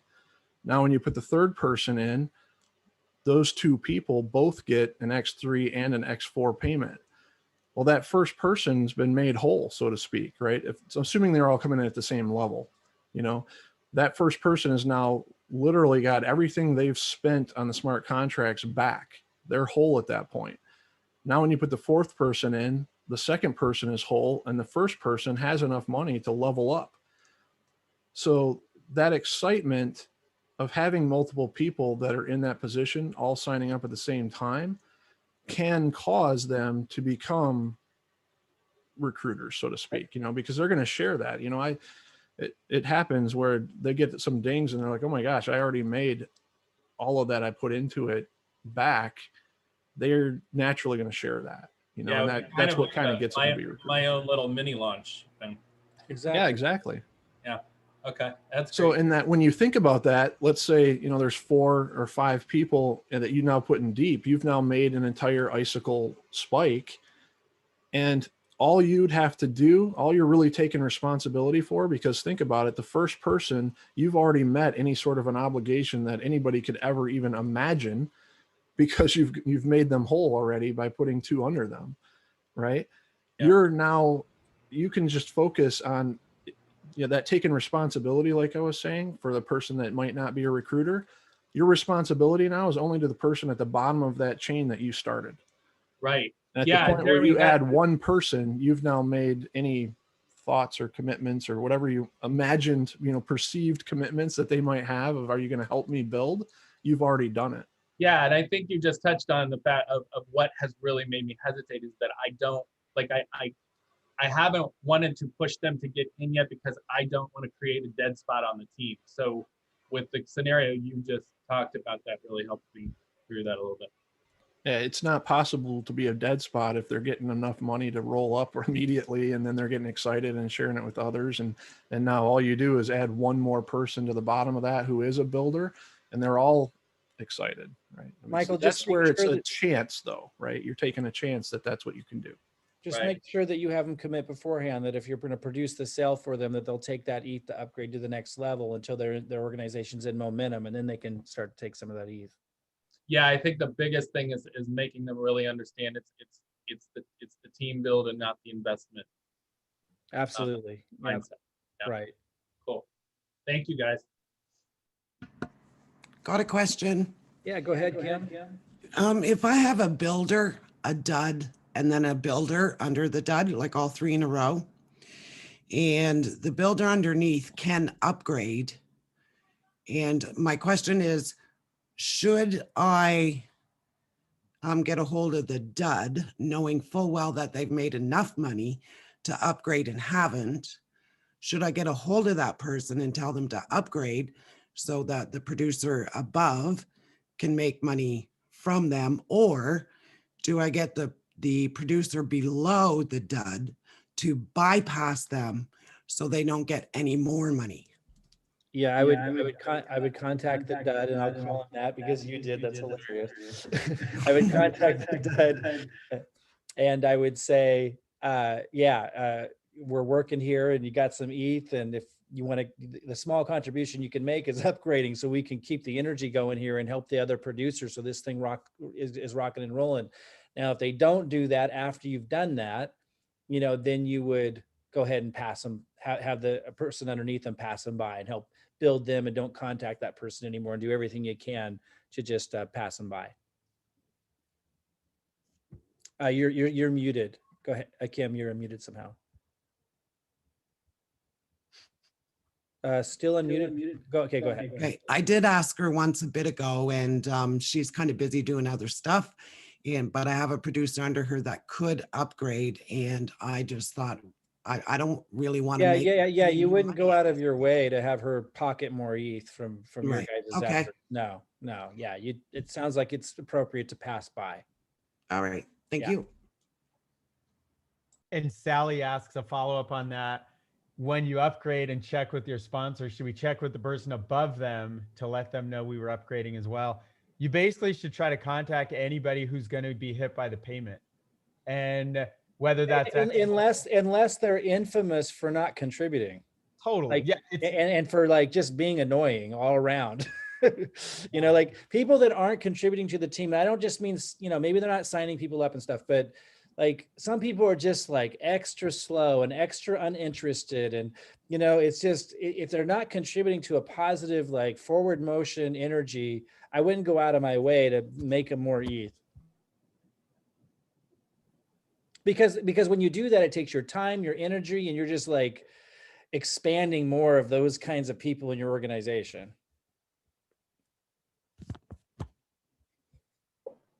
What are you laughing about, Jason? I was laughing because I left this audio the other day in a private leaders group with Mike and Jeremy, and I was like, I'm stepping in a new territory after 15 years in this industry the past few months.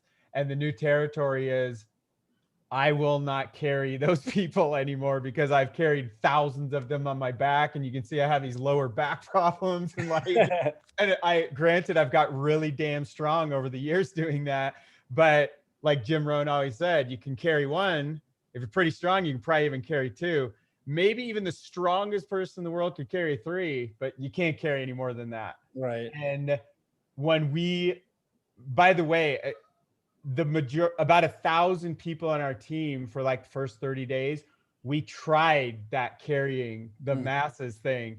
And what we found was like, wow, this is like, Susan just said, you can only push one wheelchair at a time. Exactly. It's that's really good. I think that's my new, I'm quoting Susan from now on. You just beat out Jim Rohn. Good job.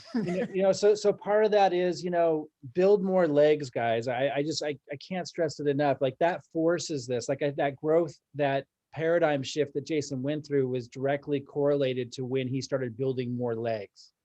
Yes. And when you do that, something kind of transformational will happen. So if you feel like, man, I'm putting a lot into these legs that I have, and I just don't feel it, the reciprocation, or they need more time to have their own personal aha. Like there needs to be more incubation here. If you just feel that, you've got to start new legs. And what's weird is I've had that and I've started new legs, and then all of a sudden this other leg that was kind of nothing going on comes alive, and it feels great. Yep. And then I go back and I support them, and instead of me just giving them people now, because I gave them time to grow personally and have an aha moment, now my support is just talking to these great people they're bringing to me. It's different, and that's important. It has to grow into that. So my message to those of you that are recruiters and are producers, build a couple more legs, just do it. And notice how much better you feel and how much better it is for your team, even the team that keeps asking you to feed them.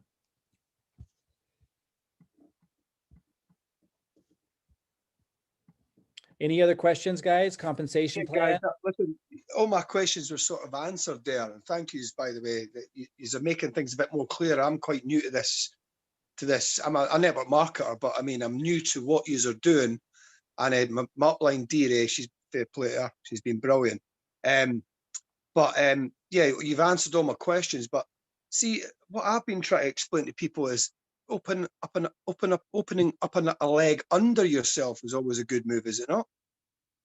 You mean signing yourself up underneath yourself? Yeah, so you've got no blockages. You know, if you're opening a new leg, I just opened a new leg last week. To bring in new people that I don't think, you know, if I don't think they're going to be great, but I know they're going to do something, just open that leg just so it opens, you know, instead of a strong leg. I've just started, but you know, I just think that's a really good move. Am I right? Yeah, and just to make sure I understand, you just mean starting a new leg, right? So Yeah, enrolling somebody personally under you. And enrolling myself under me.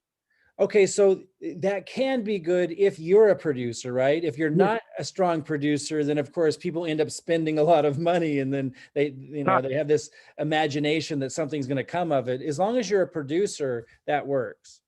Well, I'm trying, but I mean, I've got to get my head around the system. But what these guys are helping me do this. You just got to be careful, because you got to remember, if that leg starts to develop, you're going to have to pay for position 1, 2, 3, 4, 5, 6, 7, 8, 9, 10, 11 again. And it adds up. So I've done a few positions for my family. It just adds up. I mean, it is a lot of ETH going out too. That's all to remember. And so I encourage people, if you're not bringing in a lot of people on a regular basis, start with one, get some good ETH coming in, and then do that. If you're able to bring in a lot of people, then you can start with a couple positions. Let me add this in. It's currently at pricing as of the last 15 minutes. To go level 12, 12, 15 is $461,000 US. So you want to build a new position. Our intention is always to go 12, 12, 15. You're committing to putting in almost $1 million, $920,000, instead of having 460 in your bank and 460 in your business.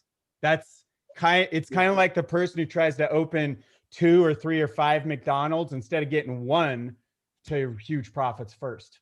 I understand. Brilliant. Thank you. Yeah, so we're not like absolutely against it. It's just keep that cost in mind, because getting one position going is really profitable.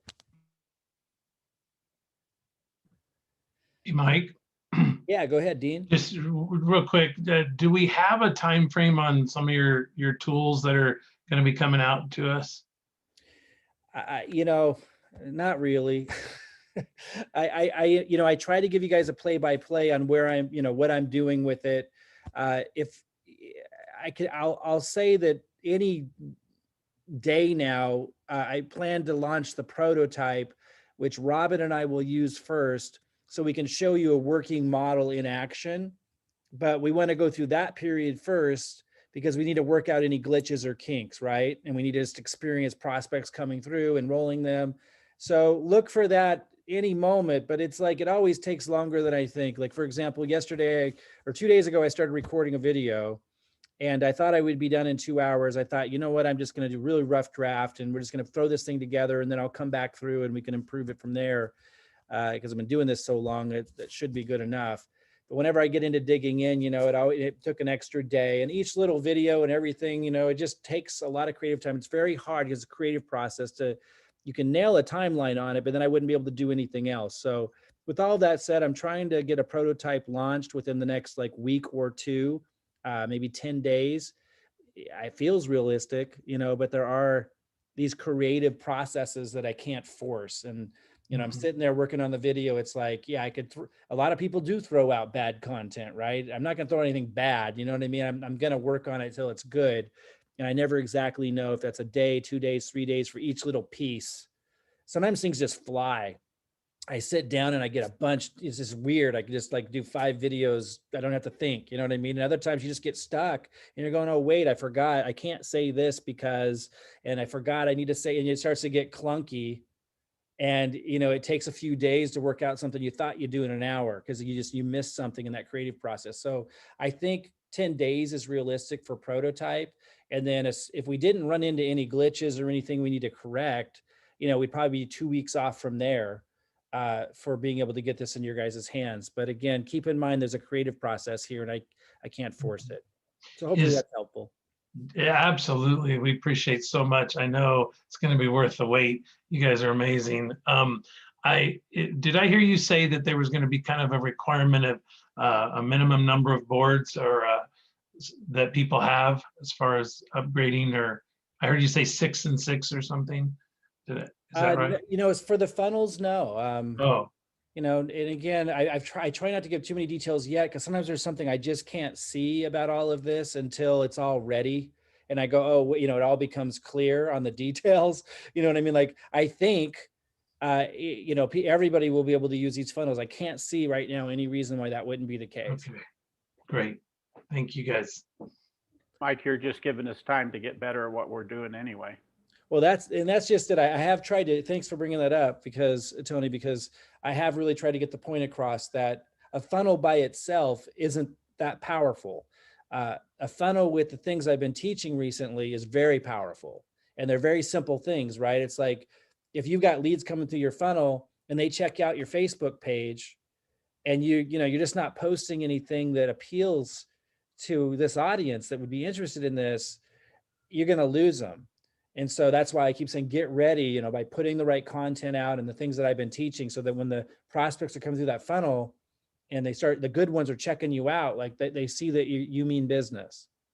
I want to add in just this is like a 12-year perspective in watching Mike over more than a decade.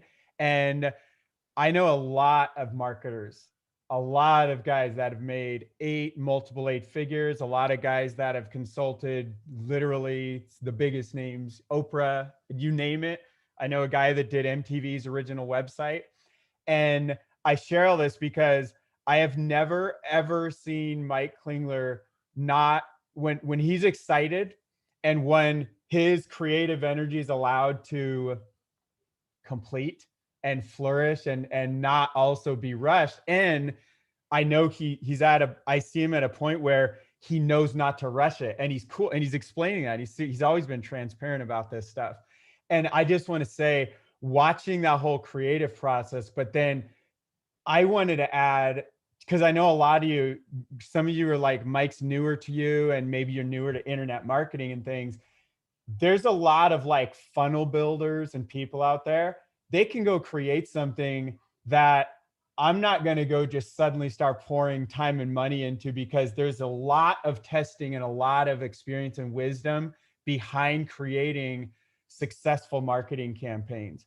And when you have, like, Mike's one of only, like, I'm not exaggerating. Yeah, I love Mike. He's a friend. He's a mentor. I love this guy. But I would say this behind every closed door. I'd say this if like Mike, like if we didn't have a relationship, that there is less than a handful of people in the world that I would trust to build funnels, that I'm like, I'm not doing anything with funnels. That's the level of trust I have in Mike. And I'm freaking great. I've spent tens of thousands on learning how to build funnels and marketing and everything else. I'm not touching that because we have one of the best in the world working on it right now. And I love, like Dean just said, you know, he knows it's going to be worth the wait. It is. And I'm not trying to hype this all up either. I just want to share that, like, there is a ridiculous amount of value in what is happening and what continues to happen. And part of that is the long term, like me hanging my hat here and my flag here, knowing what the next 3 to 6 to 12 months look like. That's really rare that I can trust somebody. Like, are we going to be cranking things over the coming months, much less like, oh man, look, he bailed out after a week. So Mike, I just wanted to share some of that and just say, I really love your persistence and your genius that goes into all this. And I love all this whole community as well. All you guys and gals, you're amazing. So just wanted to throw that perspective out there. Yeah. Thanks for that, Jason. Yeah, I've been doing funnels for a long time. You know, one thing you guys will notice is most of my funnel work is not polished, you know, like your typical funnels would be. And just so you guys know, that's on purpose.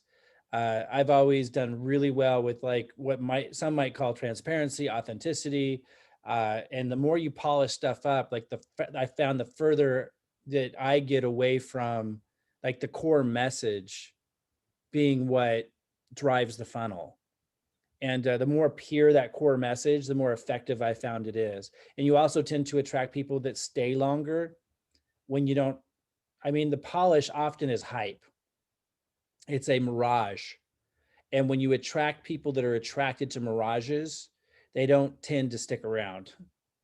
And so, you know, just know that everything's intentional. And sometimes we add polish. When I want polish on video, I bring Robin Lynn into it. You know, she can't help but be polished on video. But just understand that everything we do is intentional, and we've been doing it for a very, very long time. And in this particular market, I mean, man, it's been what, 18 years, even more than that. And I know it like the back of my hand, but yeah, it is a process. It's definitely a process. You can't just, well, you can, I could just create a lead capture page, a landing page, follow-up emails and everything and put it all together and go, here's your funnel. But no, that's not what's going to make it effective. I had to first enroll a lot of people myself in order to know what that funnel should be, if you're going to do it right, if you want to really do it right. And so, for example, let's give you guys a little bit of a tip on it, or a little bit of a teaser. It's, you know, you want to build automation into a funnel, but it also needs to be high touch. And a lot of people don't understand that piece. Funnels can't only be high tech.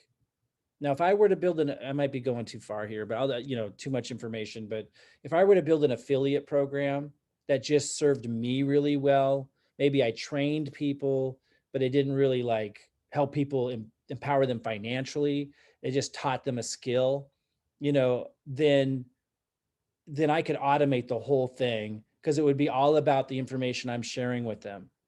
But when you're talking about a funnel that you guys are going to use to be successful with attracting prospects to you, not just me, but to you, and then turn those into sales, you're going to need it to be high tech and high touch, or that's not going to happen. And that's why a lot of you who have bought funnels or bought into the idea of funnels and tried to apply them, and you tried to build too much automation into them, that would be why you didn't have success. Unless you're highly knowledgeable and highly experienced and you build all of that yourself into the funnel and the whole message is coming from you, that's the only time you can automate a whole funnel.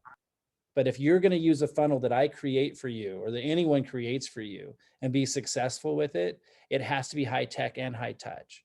And so I had to figure out, where do we make it high touch? Like, I don't want to use the phone. I don't know if you guys do, but I don't think that's very effective anymore.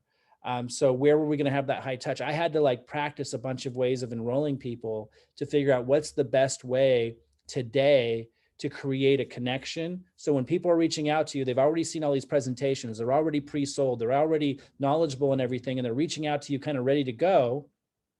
But where are they reaching out to you to?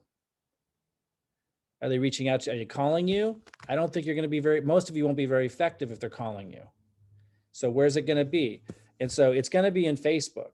It's going to be in Facebook Messenger. Those of you that want to use the advanced version, there'll still be automation there, because when they land in your Facebook Messenger, there'll be automated follow-up sequences, you know, with my audio message going out to them, all working for you still, even when they make it to that point. Those of you who don't want to spend the extra money to have that kind of automation, like paying for, it's called mini chat software that does that, or you don't want the complication or whatever, there'll be a simpler funnel for you when they land in there. You know, I'll tell you what to say next and what to do next. That's following exactly what I've been doing, you know, to enroll all these people. But yeah, there's been a lot of energy and testing and doing going into the funnel to lead up to this. I don't just throw them together, because we want to build something that's going to be really, really effective. Remember, I talked earlier about churning. Process is just churning in, attracting the right people and enrolling them in, and them duplicating, and those payment circles just filling up. When I build a funnel, that's what I'm putting together, is something that just churns for a very long time, just every day. It's just working. It does take some putting that together. We should see a prototype up in 10 days. Don't hold me to that. If if a video that I thought was going to take me an hour takes me 3 days, I'm going to let it take me 3 days. You know what I mean? But I'll keep you guys posted in the cash injection group. Okay, guys, one more question. Raise your hand and let us know where you're calling from, and fire away. We'll do one more question. Did we nail them all? Got the trifecta, man. Awesome. Awesome. All right, guys, that's a wrap. Thank Great you, job, Jason. guys. Thank you, Appreciate Jeremy. it. Yeah, absolutely. Thank you, Tony. And great seeing you again, Michael and Ian and Kim, everyone who asked questions. Thank you so much for your contributions. And we'll post the replay to this. We know it's a long one, but we knew it would be. Whenever you open it up to Q&A, it gets extra long. Covering the compensation plan this thoroughly, we knew it would be long. But now at least we have something to refer to covering the entire compensation plan. All right, and lots more coming, guys. We're going to have, even before the marketing funnels are out, we're going to do a prospecting call where you can invite your prospects. We'll do an updated, presentation, and we're going to do some strategy sessions that just focus more on strategy, that show you different scenarios of when I enroll somebody at different levels, kind of answering Dean's question with a lot more thoroughness and examples. We'll be more prepared to do that. So lots more coming, but great to have you here and for us to be able to connect with you on this compensation plan today. All right, guys, have a good one. Thanks. Bye, everybody. Bye. Thank you so Bye. much. Thank you. Night, everybody. Thanks, guys.